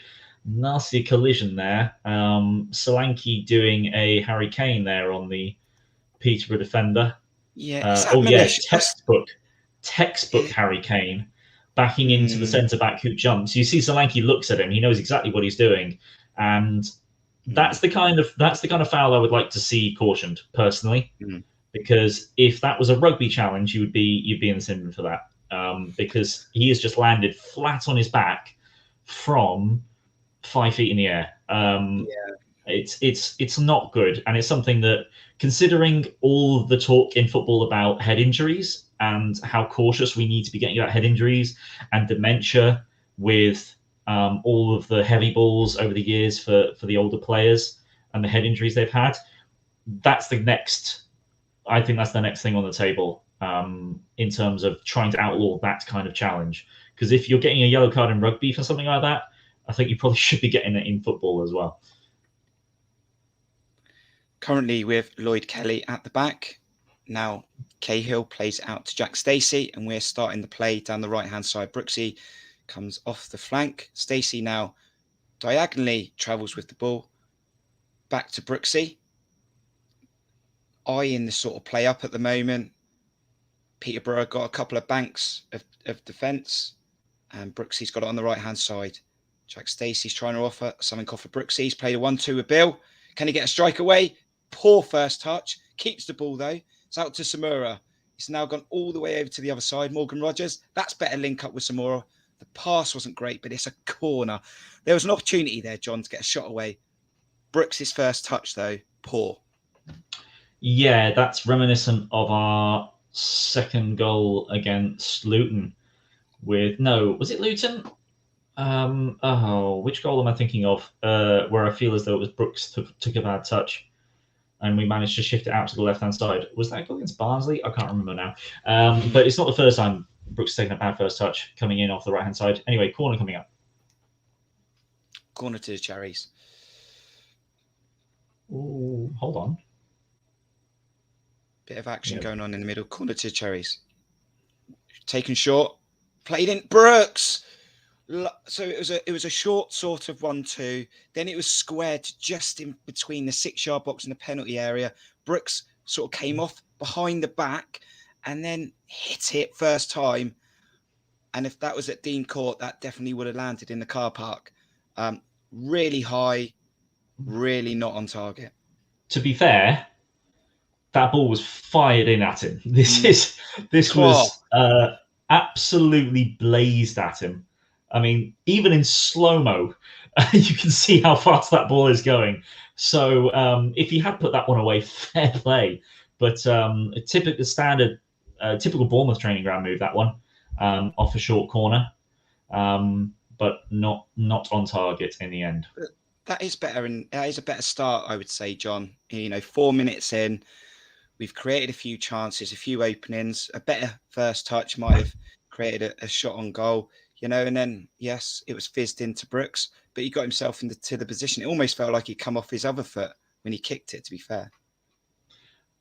I think it was just hit so hard. I'm just going to... didn't come to anything. Poor first touch from Samura. Couldn't get it under. Is that goal kick? Corner. Goal kick, yeah. Yes, poor first touch, unfortunately, from Zamora there. Oh, no, it's going to be a corner. I thought it looked like a corner. I wasn't sure that it was going to be. That's surprising, because not even Samura looked like he claimed it. Corner to the Cherries. A few players throwing their weight around in there. Lerma's involved, of course he is. And Gary Cahill's certainly doing the most grappling in there, without a doubt. So the referee's having a word with Gary Cahill and the Peterborough number 6 by the looks of it. Bit of grappling. It's one of those, isn't it, John, where one might be trying to just stand in front of another one to create a room for a Gary Cahill run. You can see it now. They're trying to almost block space or create space. Yeah, they're doing a standard lineup, one in front of the other. In it comes. Nothing. Handball. Nothing comes of it. Handball in there. And it ends up going up the pitch and a handball from the Peterborough player.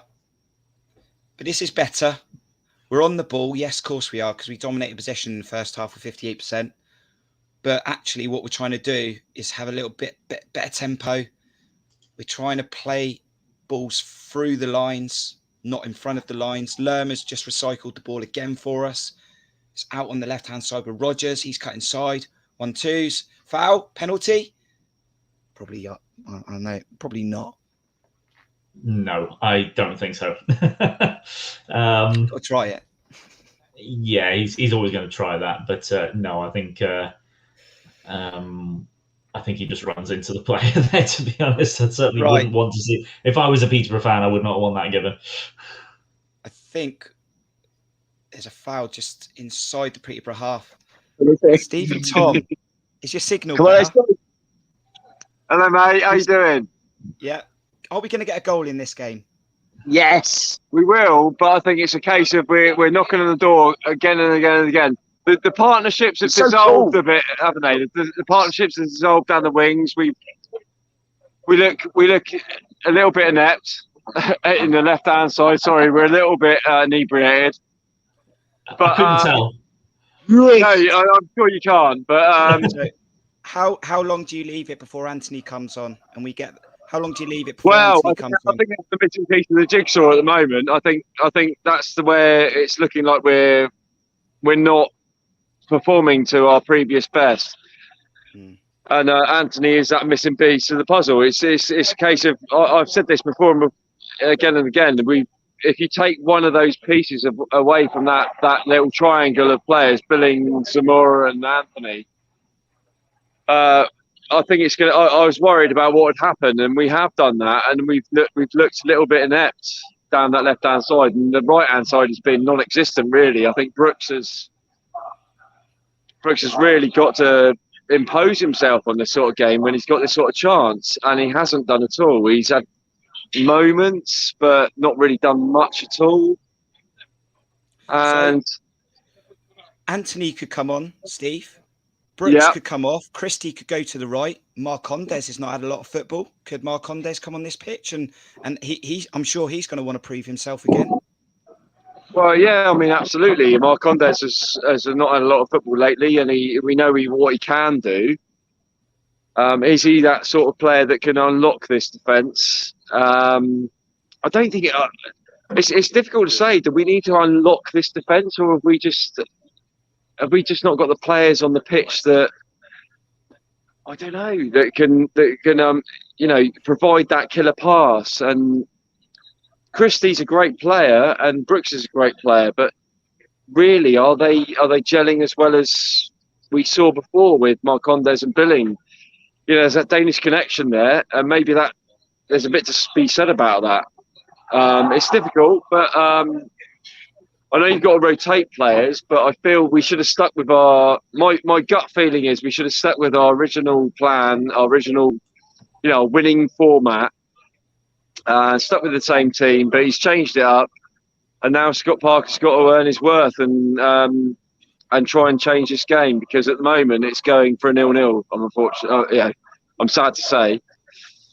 Well, we've been here before, Steve. You've been at St Andrews when it took 70 minutes. Maybe we'll turn on the star in the last 20. Catch you after the game, hopefully. Yeah, I did say it on Sam's channel that I thought, a Midlands team plays in blue on a weekday. It might be a 2-0, but we'll see about that. Hopefully 2-0, 70th minute. Fingers crossed. That's all I can say. But I'll leave you boys to it. Good to check in. Cheers. Thanks, Steve. Enjoy the game. Cheers. There we go. Live to the stadium there. Steve Hensman giving us his thoughts, sort of mirroring everyone else's thoughts. And that is potentially that Anthony needs to be on this pitch very, very soon. And maybe Brooks is not doing enough either. 55 minutes gone, 46 seconds. To anyone joining us, just to let you know, I'm slowly losing my voice, so I do apologise. And if it gets that bad, John might have to take over fully. I'm hanging in there. But, we are better in this second half, a lot better than we were in the first half, John. Yes, and it's a shame I'm behind you by 5 seconds. Otherwise, I would be able to do a little bit more of the talking of what is actually happening in the game. I agree with Jack there. Certainly looks like if it's going to happen, it may well come late in the game. But we've done that before, and it may well be one goal that settles this game. I certainly was keeping an eye on Peterborough almost taking risks at the back again. I was certainly keeping an eye on the Peterborough West Brom game from a good few weeks ago, where it was similar to this, and it looked like it was fizzling out to a 0-0 before West Brom nicked a goal in added time in the second half to win that one 1-0. And we would be very delighted if we got something similar to that in this game. Bournemouth have definitely have definitely shown more in this second half, shown a little bit more quality in their general play, but again, not producing that last moment to really take us all the way. For Dom Solanke. Oh, Morgan Rogers collected the ball 3/4 the way up the pitch in the Peterborough half. He laid it left to Dom Solanke. He cut inside, got an early shot away, but the old Solanke straight down the keeper's throat, John. Yeah, it wasn't the easiest chance at all. He was under pressure from two Peterborough defenders near him. And yeah, I mean, it's barely a half chance, I would say. But winning the ball high up the pitch again, Christie on the ball. And then out wide to Zamora, pulls it back to Christie and is recycled again through midfield to send us out to the right-hand side this time. With 58 minutes gone in the second half, and Bournemouth are starting to go through the gears slowly, but we are going through the gears. Got possession. We had 58% in the first half, and we're dominating possession again, but a silly foul from Morgan Rogers gives possession back to Peterborough, and they have a free kick in their own half. Don't think there's any goals in the second half at the moment in the Championship. Quite a few in the first half, mostly coming at Kenilworth Road and at Craven Cottage as well. Yes, and who called Luton doing a team at some point in the future? It doesn't surprise me that they're turning it on. Maybe a little bit that it's against Coventry, who have been very good this season. But yeah, that's a hell of a result. And hopefully this time they don't collapse into a draw this time around, or hopefully for them anyway. Hopefully for us too, because we wouldn't mind Coventry losing out on some points, being as how high up the pitch table they are. We've got the ball, four on four, all very similar. Billing goes backwards, back to Lerma. Lerma's been good tonight again, turning the ball over. Very rarely does Lerma let the Cherries down. He's got the ball. He's played it back out to Billing. He's currently to the left with linking up with Zamora. Zamora trying to create space to get a cross in, looking for 1-2 and looking for a simple 1-2. Instead, gives possession away to Peterborough. Now looking on the counter-attack with Clark Harris. And he doesn't do much either. And Lloyd Kelly wins the ball back. And we start again with Mark Travers. Zamora, just outside the box, looking for Billing on a 1-2. But it's almost like they take their eyes off the pass, John, and then miss that simple pass. Yeah, that's the way that it's been. And at the moment, there's just too much play in front of the Peterborough defence. There's not enough attempts to play a through ball beyond. We're waiting for Rogers to dribble past someone, or Christie, or Brooks. There needs to be a bit more actually playing a through ball. There needs to be some through balls played, because at the moment, every pass is being played in front of the Peterborough defence, and we're not getting beyond them almost at all. Is there a change about to be made? Is a Peterborough throw-in, but they're taking their time to take the throw-in. It's 60 minutes. Jayden Anthony is stripped and ready to come on. Also, Ben Pearson is also putting a shirt on as well. So 2 changes. I wonder if that's going to be Rogers and Brooks. I would certainly expect that to be Rogers and Brooks. I am It'll be the maybe a same little bit surprised formation. it's Pearson.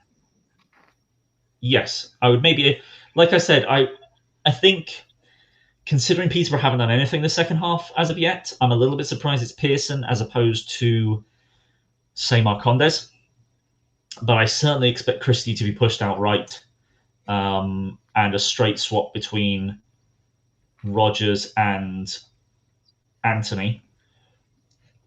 Because unfortunately, we just Here haven't comes got the going as of changes. yet. Ryan Christie's number has gone up. Ooh. Number 10. Ryan Christie, he'll be coming off for Jaden Anthony. Now he could be saving him for Sheffield United on Saturday. And the other change is Rogers for Anthony. So Rogers for Anthony. Christie comes off for Ben Pearson. Very much a similar lineup to what we had against Luton. And Brooks will just keep his place on the right. Interesting, John. Yeah, the same as the last two games, except it's Brooks for Christie. And I feel as though there may well be a sort of giving Christie a little bit of a rest. But I also feel as though Christie has been rather ineffective in this game. As of yet, he has been very similar to Marcondes in that regard. I've not really noticed him for the most part. Yeah, he's gone into certain positions, but I feel as though there may also be a slight element of Brooks and Christie quite often want to take up the same sort of spots in the half space on the right-hand side, taking the occasional bit of width. I'm not sure. It's an interesting one to decide to take Christie off and keep Brooks. But, I'll trust Parker's decision. And I certainly feel as though Christie or Brooks, either one, could have come off, and I wouldn't have complained, given the lack of final product on that right-hand side. Got Daniel's also. Daniel's joined us from America. Hope you're doing well, Daniel. Currently, Peterborough 0, Bournemouth 0. 63 minutes gone. Looking for a good second half. Can we get that goal? Maybe only one goal that we'll need in this game.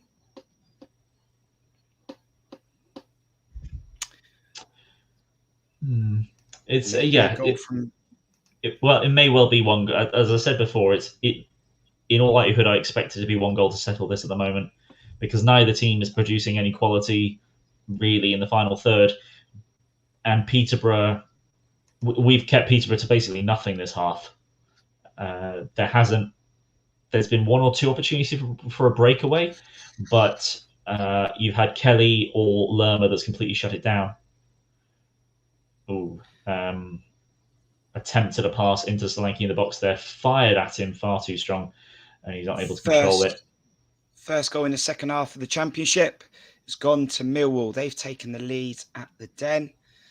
Currently, it is 0-0 Peterborough and Bournemouth, 64 minutes and 35 seconds.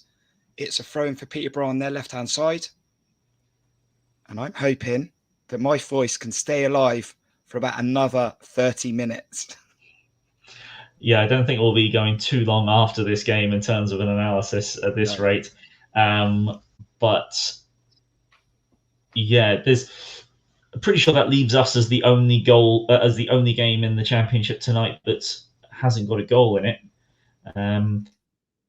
Let's see what impact Lerma has, because I think he worked well with Christie in the last game.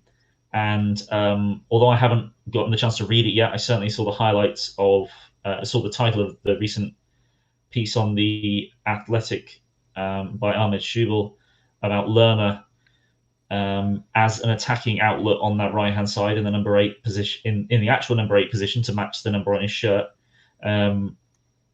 receiving the ball a lot in the box in the last few games. But we are going to need to produce more quality in the final third. It really just does come down to that, whether it be the final pass, whether it be the touch has not been there for whatever reason.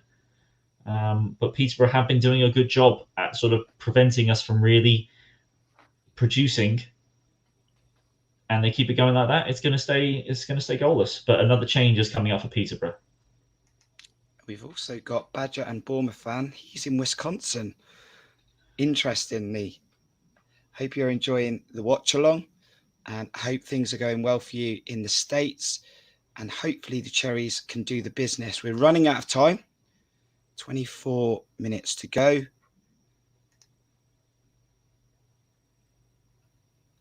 And John, Red and Black Cherry said, why do we all struggle against bottom teams? Posh are 21st. We could say that against Hull and Blackpool as well, can't you? That we've only got 2 points from the first two promoted teams that we played. And we're looking like it's going to be 3 draws in a row against promoted sides this season. So it's Sammy Smodics that's come on for George Grant for Peterborough. Chance for the Cherries on the left-hand side with Anthony trying to get himself into this game. He's come off the bench, crosses it too close to the goalkeeper. Keeper collects. He's taken his 6 seconds. And Peterborough are playing out from the back again. They have possession in their own half at the moment. Can we create one really, really good chance for maybe Dom Solanke? He's looking for his 7th league goal of the season. Billings looking to add to his amazing stats as well. But at the moment, Peterborough are rushing their passes, trying to get out. Pearson's won the ball back with Lerma. We have it on the left-hand side again. Anthony Zamura's offering a run. And it's now a throw-in for the Cherries on the left-hand side. And already, Zamura looks more comfortable knowing that Anthony's alongside him. Yeah, it looks more like... So the thing that I disagreed a little bit with Aaron in his talk at half-time was the fact that he was saying that Zamora just isn't getting forward, which I disagree, that he was getting forward in the first half. It's more his decisions of what he was going to do in the first half. Just then, as you mentioned, as soon as Anthony got on the ball, what do you see from Zamora? You see a blur, fire past Anthony, because he knows he's probably going to get the ball from him. Interestingly, Bournemouth have now made their 3rd and final change, and David Brooks has been taken off for Jamal Lowe. So does that mean we're going to switch to more of a front 2? Unlikely. In fact, it looks like Jamal Lowe has taken up that right wing position. So it'll be interesting because, he's played for pretty much the majority of his professional career as a left winger and now more recently as a striker. What's he going to be able to do on the right-hand side? Or how is he going to be able to link up on the right-hand side?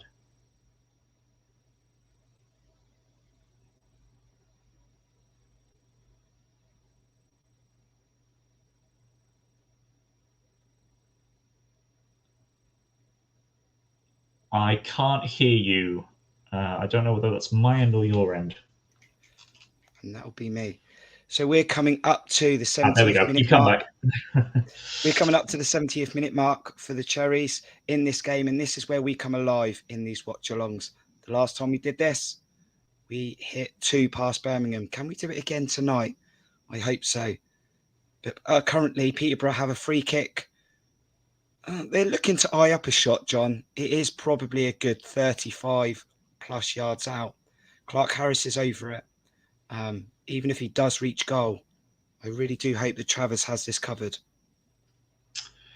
Yes, quite far out. I would be rather disappointed if Travers was to concede this, but you are a little bit ahead of me, so you'll be able to let me know what happens with this one. A little bit of messing up with the wall, I think. Peterborough free kick. Clark Harris strikes it, dipped just in front of Travers, but Travers read it all the way, straight down his throat. He collected it, and he is in a hurry to get us going again. Yeah, good stuff. Nothing that's ever going to be troubling the keeper, which is fine. And as an update for the European game that Bournemouth fans are interested in, Danjuma has assisted Alcacer to put them 1-0 up away from home at Old Trafford. Solskjaer is running out of lives. Surely. We'll see on that one.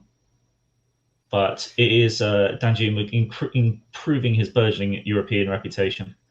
And there's still taking risks there.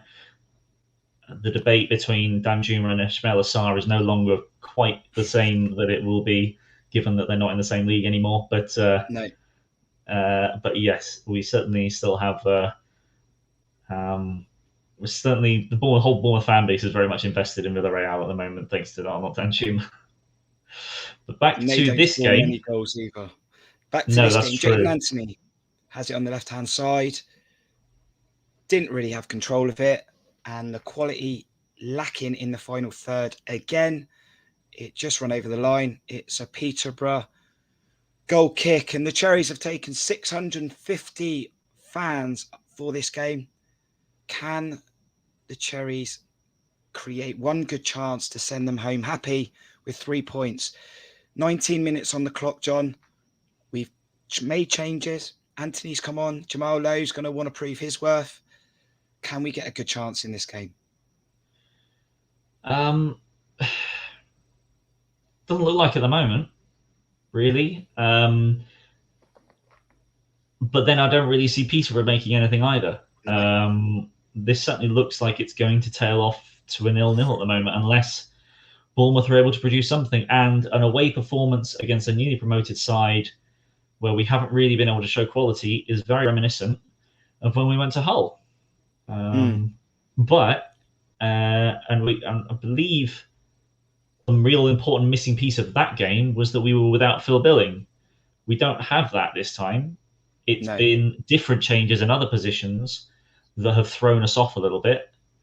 And since, making changes to sort of bring that back to an extent,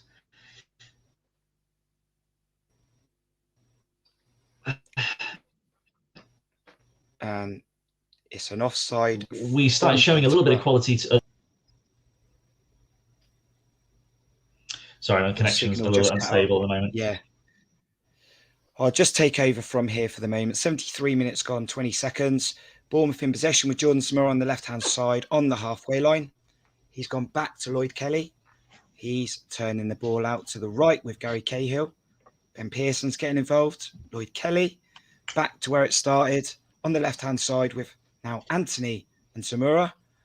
Foul on Samura, and it's a free kick to the Cherries, about 10 or 15 yards inside the halfway line. Will we lump the ball in? Will we try and play short and get closer to the box? But this game, for me, with 16 minutes on the clock, Peterborough may look at this fixture now as a good point. They would have seen it as a good point at the start, but they're currently now playing for first aid, and maybe there'll be those type of tactics, John, later in the next sort of 16 minutes, because this will be a good point for them. Yes, without a doubt. I would say that, as I mentioned earlier, if you'd offered them a point at the start of the night, they probably would have taken it.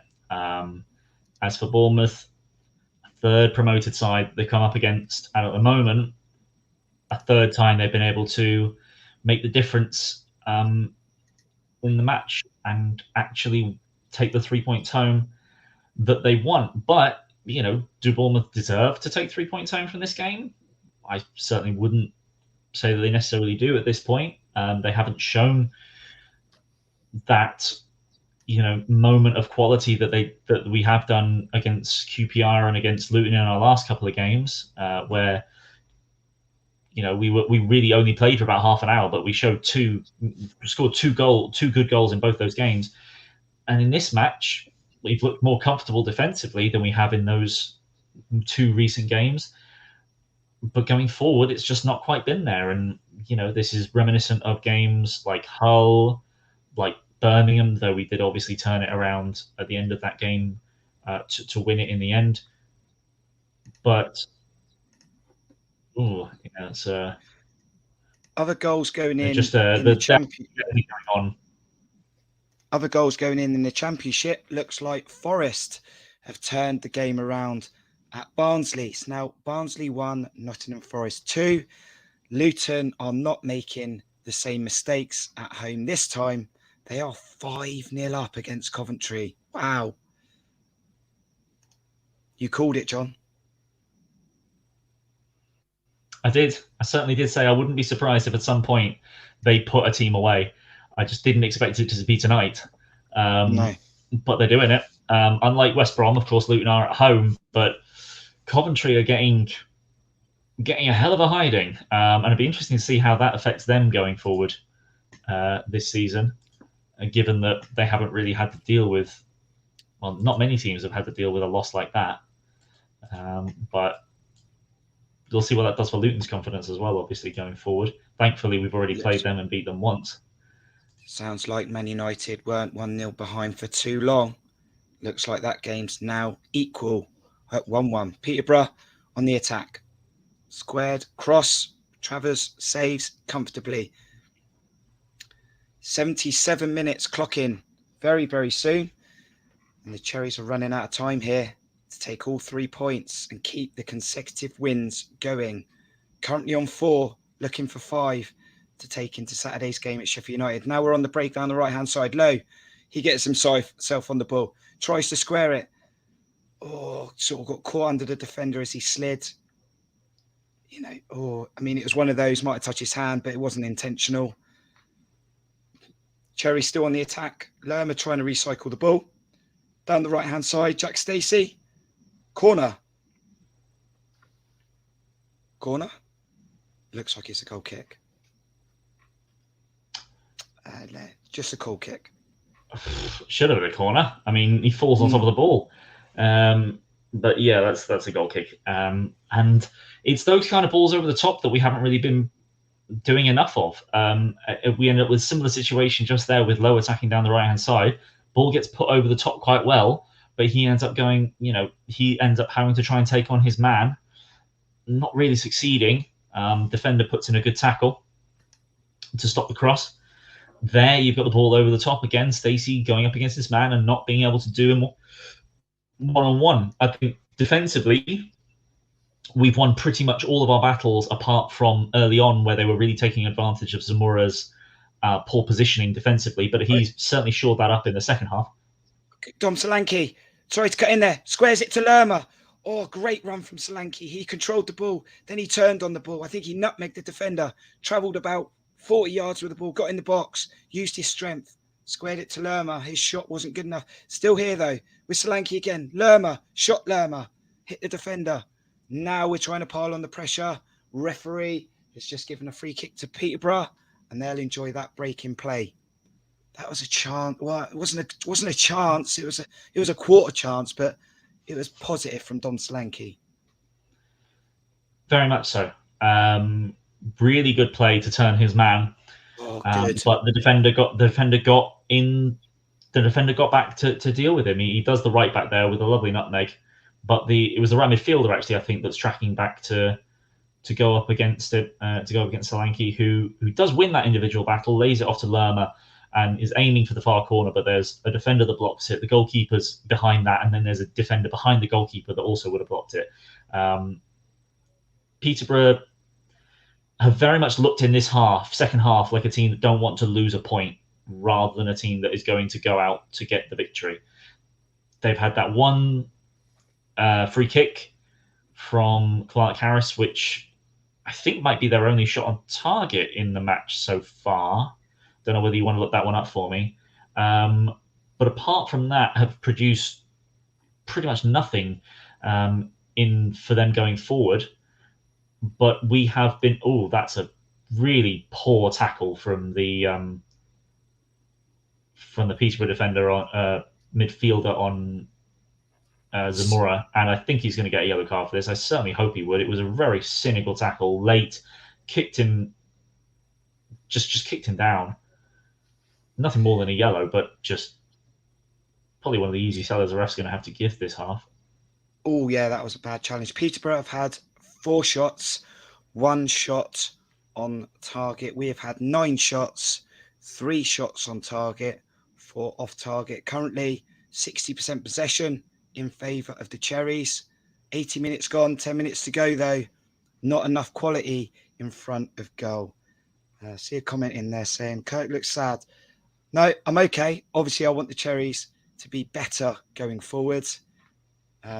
It might just be that as I said, I've been slightly under the weather and I'm hanging in there. I passed the late fitness test and I will do the 90 minutes, I promise you. Chance here, Solanke. Oh, on the turn, left foot, volley, sort of ricocheted back to him off the defender, but it went over the bar. It was, yeah. It was a kind of pot shot, I suppose, maybe. Is that the right term? I'm not too sure, but it wasn't easy. It just bounced his way. He's turning more than 180 degrees to get that, just over 90 degrees rather, to get that shot off with his left foot, weaker foot on the volley. It's too high for him. Yeah, that was a really hard chance to put away, but it's the closest he's come to getting a goal this match so far, I would say, and that was through a little slice of luck. Looks like Anthony may have switched over wings with Lowe. Anthony's now on the right. If you remember, I think Anthony did that in the Birmingham game, and that was when we unlocked the door in that game. So now Billing, oh no, he's run out of play. But looks like Lowe and Anthony have swapped sides, John. I actually think, yeah, okay, so it probably is. It certainly looks like Lowe, after the ball has just gone out for a Peterborough goal kick, that it looks like Lowe is going over to the left-hand side to take up that kind of position. But it looks almost more like when we're in possession that it's actually Lowe is playing up front alongside Solanke. Lowe has been quite central at times, but I think that might have been the instruction to maybe look at getting Anthony down the right to combine with Stacey to create opportunities and crosses from that side. It certainly looks like we're crossing a lot more in the last sort of 5 to 10 minutes. But I do question a little bit that decision, because part of the point. Oh, Peterborough on the attack. Good tackle from Cahill. It's a corner. Part of the decision I would have thought to bring Anthony on would have been to play him on the left with Zamora, because they dovetail so well. But he's broken that up and put Anthony on the right-hand side because whatever was going on wasn't working. He wants to change it to get the win. He's trying to make changes to get the victory. Yeah, Peter, I'm sure you won't be on your own in the people that have put Bournemouth in their ACCA today. But Peter, I always I sort of stay away from betting on Bournemouth anymore. I've done it a few times, and yeah, I don't know why. It always seems to let me down. So I think I'm a bit of a jinx. So, but you never know, Peter. 6 minutes to go. Maybe one good chance. Yeah, I'm similar. I've tended to make sure that I don't put Bournemouth in any of my accumulators anymore. Even when you think it's going fantastically, they even manage to mess it up, just like a home to Blackpool a month or so ago. Peterborough have currently got the ball at the moment on the right. Now it's a throw in to the Cherries. Throw in to the Cherries. Yeah, that's just about gone out. It was a long throw there from Peterborough. No real problems there. Cleared, and Peterborough can't quite maintain possession, so it goes out for a throw. So we're just about 10 seconds away from the 85th, from hitting the 85-minute mark.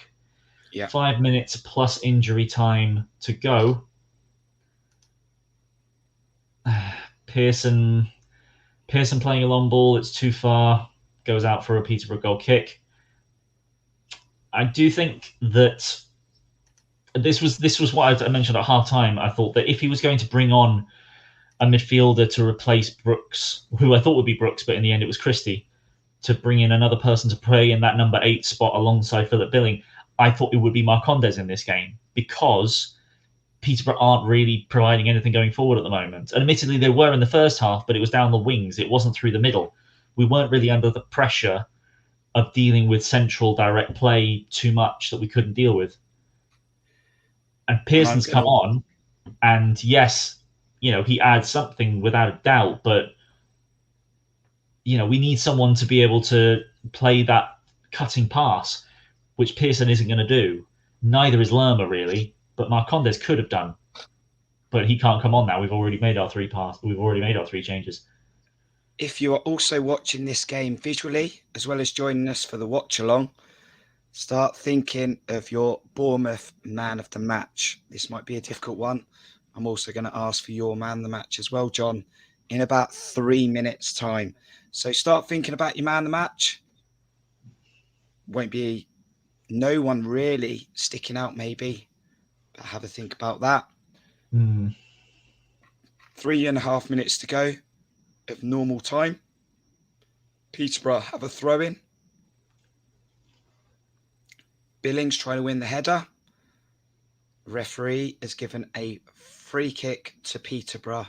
And I'm sure Peterborough now will start to waste a little bit of time. And as I said earlier, we'll see this as a good home point. Yeah, that was a soft free kick for me. I felt the Peterborough player was holding on to Billing and then threw himself to the ground. But easy to give for the referee. Has not really been, as they show up the Bournemouth fans. In fact, Aaron Kay's there on the screen. As they show up the Bournemouth fans, they've not really had much to cheer about in this game at all. They could have. There was definitely an opportunity here, but they just haven't really shown. The patterns of play just haven't been there. There's not really been enough to see for Bournemouth to make anything at all. If I can get my words out properly, the chances have been minimal for both sides. The quality's just not been there, and certainly for Bournemouth, you can definitely say that the changes that were made have very much affected the way that we build up our possession and our patterns of play going into the final third. But the passing and decision making hasn't been there either. And we are somewhat resorting to long balls now. Yeah, and Lerma's just given away the ball. And then another free kick to Peterborough, another unnecessary foul. Forest have changed it all around at the Oakwell. Nottingham Forest are now 3-1 up versus Barnsley. Not many goals in the Championship in the second half. And as John said earlier, no goals at London Road in this fixture. The only game in the Championship not to have a goal this evening. Doesn't look like we're going to break them down. It might be just a moment out of nowhere. If we're going to win this game, it's going to have to come in the next 2 or 3 minutes, because we're approaching 90 minutes. We appreciate you joining us for this watch along. I apologise that my voice is leaving me very quickly, and we got to 650 subscribers and all the likes as well. Let's hope we hit 50 likes for this. We appreciate wherever you're joining us from at the moment. Jack Stacey has the ball. Long direct ball to Dom Solanke. Peterborough defender threw himself at it. It's gone out for a corner. 89 minutes, 30 seconds. Is this the chance for Bournemouth to put a decent ball in the box? Can we, John? Can we get a goal from this corner?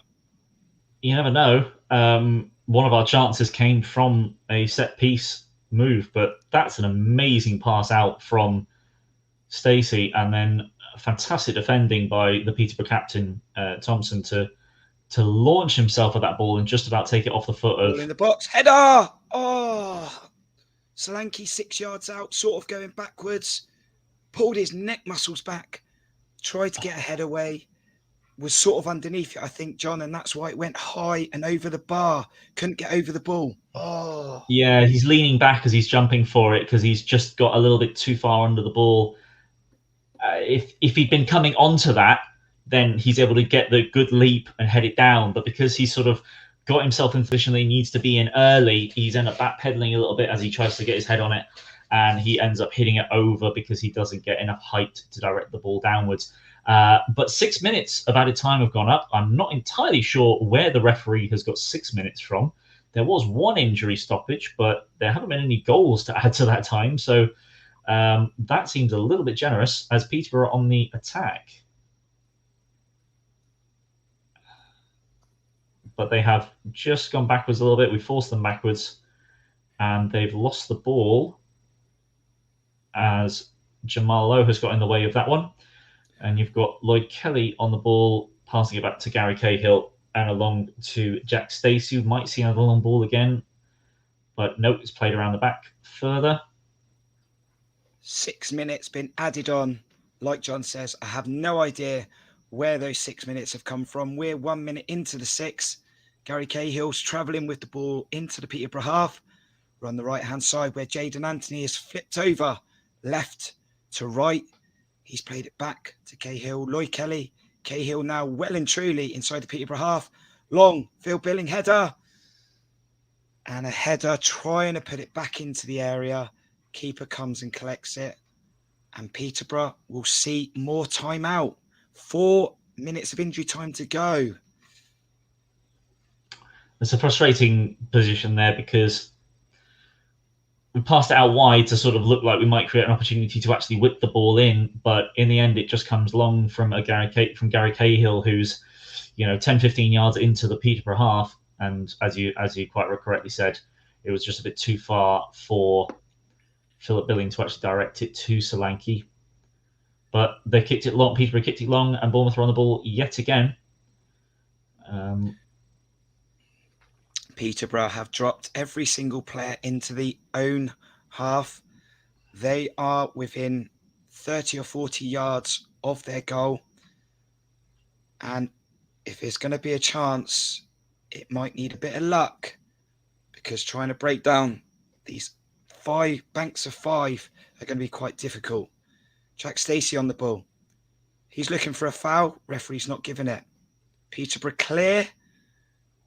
And they don't clear well enough that we've recycled the ball. Penn Pearson's got it. We're 40 yards from goal with Lloyd Kelly now. Over to the left, Jordan Samora. Not had his best night. Not been terrible, has he, John? But just hasn't felt as comfortable. Maybe not having Anthony from the start.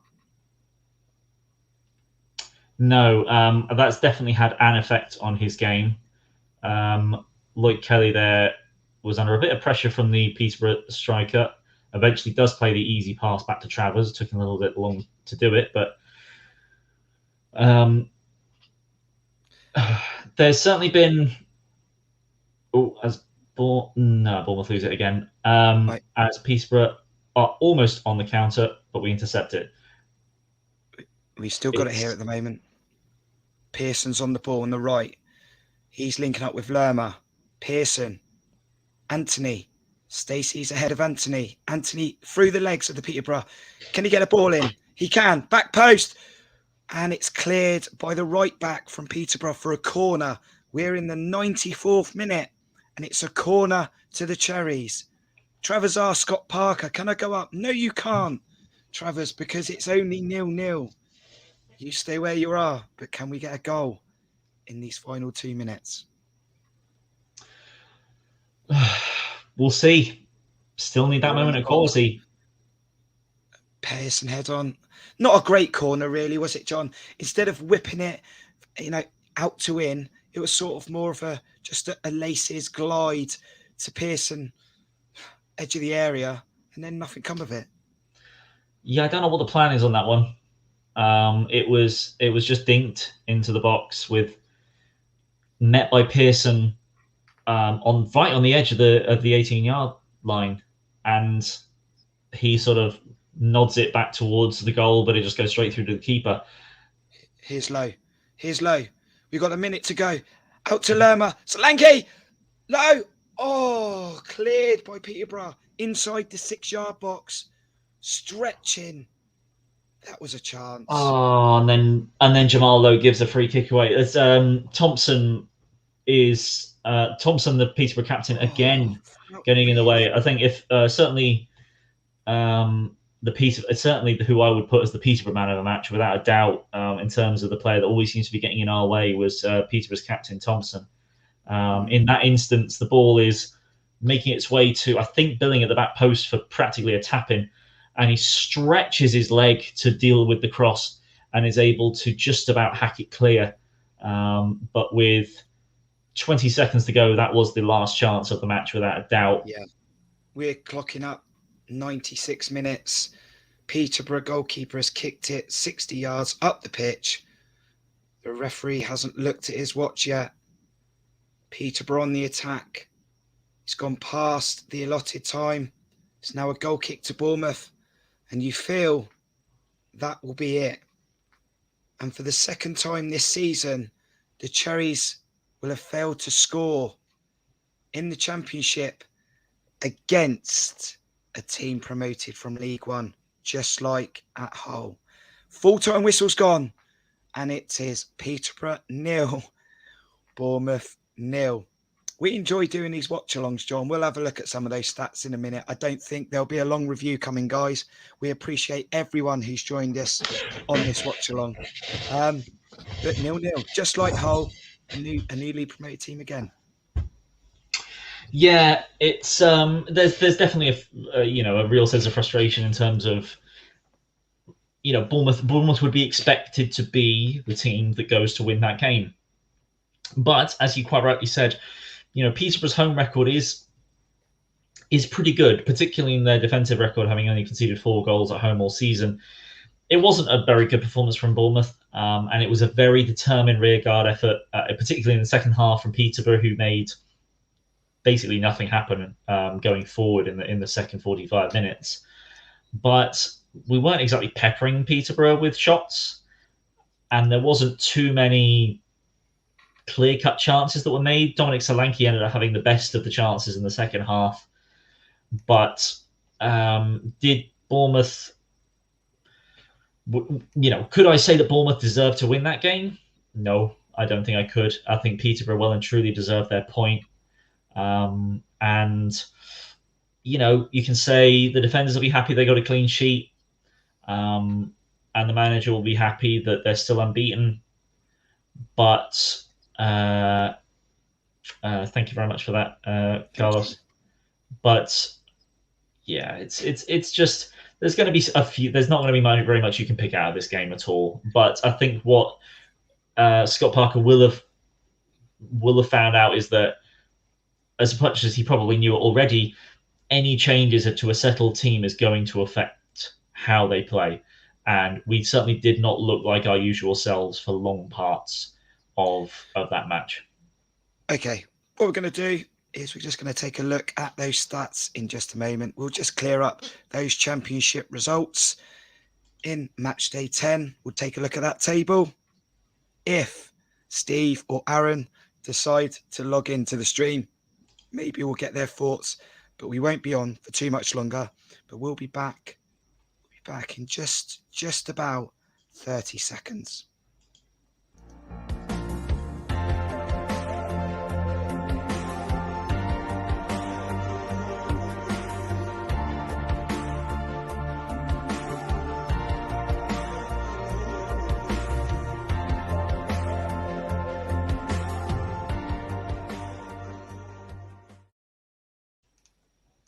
Let's get those stats on the screen then. 61% possession to the Cherries. That's not unusual. We dominate most football matches. 11 shots, 3 on target. The best chance probably was the Rodgers chance in the first half. Keeper closed out the angle and it hit him straight in the face, but he was there to make the save. Apart from that, lots of passes, 602 passes, 85% accuracy. Just lacked quality, didn't it, John? Did just maybe those 3 changes, did that unsettle the team that's been so consistently predictable for the last 4 games? There definitely was an element of that. I think the main one is going to be Rodgers coming on that left-hand side. There's nothing against Rodgers himself, who I think had his moments, though I feel also failed to really shine over on that left-hand side. But it certainly obviously broke up the Anthony Zamora partnership, the Anthony Zamora billing partnership that we've had on that left-hand side for quite a while. And it definitely affected the way that Zamora, attacks with no real care in the world down that left-hand side when he has Anthony backing him up defensively, or the support of Billing, or however it might, all the typical combinations that they produce. And then on the right-hand side, we've actually had Christie and Brooks working together on that right-hand side over in a game previously, and in similar ways. I don't know, it's just maybe they're too similar a type of player, but they weren't really able to get the most out of each other. Brooks, a few bad controls when he looked like he might get into decent positions. Christie very much drifted out of the game for long periods. Stacey was able to attack a little bit more and provide something more down that right-hand side, but the final ball in wasn't fantastic. And as is going to be the case with Bournemouth in the way that Solanke plays, even if we get to the byline, is it necessarily going to lead to a good opportunity in the box? Because Solanke is the only real person that's going to get in there. There's things that you can look at in that game. There's stuff that you can pick out of it, but for the most part, I'm probably just going to move on and revert back to the same team that we were using before against Sheffield United. I certainly expect that, but at the same time, Sheffield United are definitely going to come out as a lot more than Peterborough did. Peterborough very much played those two solid lines of back four and didn't let us get through. Right, let's just look at those other scores then. Barnsley were 1-0 up. They look to have lost 3-1 to Forest. They're turning their form around under a new manager. Derby 1, Reading 0. Fulham 3, Swansea 1. That's a Mitrovic hat-trick. Luton 5, Coventry 0. That game hasn't finished yet. Millwall 1, Bristol City 0. And Peterborough 0, AFC Bournemouth 0. The only game in the Championship tonight to not have a goal. Let's just take a look at that table then, John. We should still be in the top 2. And we are. That form guide will change from 4 wins to 1 draw on the end. And it's West Brom top, AFC Bournemouth 2nd. Fulham have now moved up to 3rd. Coventry City have dropped off, but I'm sure they'll still be happy. Stoke are 5th and Blackburn are 6th. Not all doom and gloom, John. And like we said at the start, this is the Championship. You think we're just going to go to teams like Peterborough and Hull and just pick up 3 points and go back on the road? It's never that easy. And it's just shown again that the Championship bites back when it wants. Yeah, without a doubt. And you can certainly look at the game against QPR and say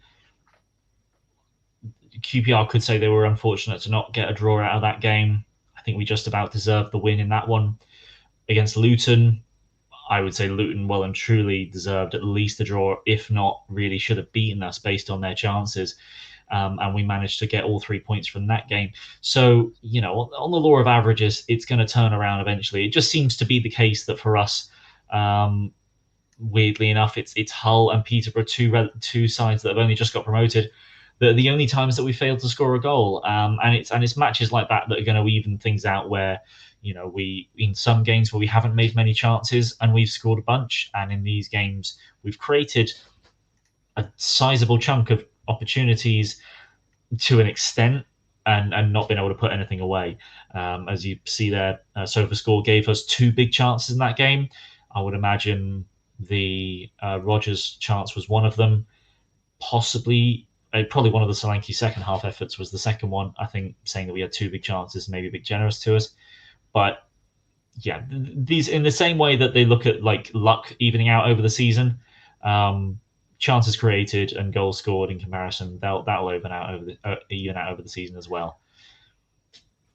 Right, we're going to close this watch along out because I am literally hanging on by a thread with my voice. John, finally, great to have you on this watch along. We hope to do more, especially with these midweek games. Do you have a man of the match? Anyone come to mind? I saw in the chat Lerma was an option. I think he would be a good shout for man of the match. I think the only players that really are gonna be in any kind of list, I feel, are going to be Kelly, Cahill, and Lerma. Those are the only 3. Thank you very much, Ethan. Those are the only 3 that I would be putting in for a competition as to who got man of the match. Personally, I would probably give it to Kelly. I think he was pretty faultless, and while Gary Cahill was the typical organizer and plays the game, and he's very clever in the way he plays, Kelly is the more of an enforcer next to him. and did his job very well in winning the ball back and maintaining possession for me. But yeah, any of those three could have won it, but those really are the only three candidates for me. Milchman said Kirk's my man of the match. Well, I'm going to split it in half and halve my man of the match with John because he had to dig me out a bit tonight when I needed a break from speaking. So it's been great fun though, John. I know it's 0-0. It's another point for the Cherries. We're still unbeaten. One more game to go on Saturday against Sheffield United. We will have a preview coming out for you, hopefully Friday. I should be at the game on Saturday as well, hopefully, and we'll bring you some matchday vlog action from there. But John, thanks for joining me tonight. Maybe we didn't get a win, but it's still fun, and we got to 655 subscribers. Don't know what the likes are. We'll check them over in a minute. Hopefully 50 likes as well. But John, thank you very much. No problem. Thank you for having me on again. It's been fun to a point, certainly, chatting with you and interacting with the chat. But disappointing in one regards for Bournemouth, but we remain unbeaten and we're still joint. We're still in the top two in the league. And yeah, one more game to go before the next international break. And hopefully we'll get a better performance against Sheffield United on the weekend.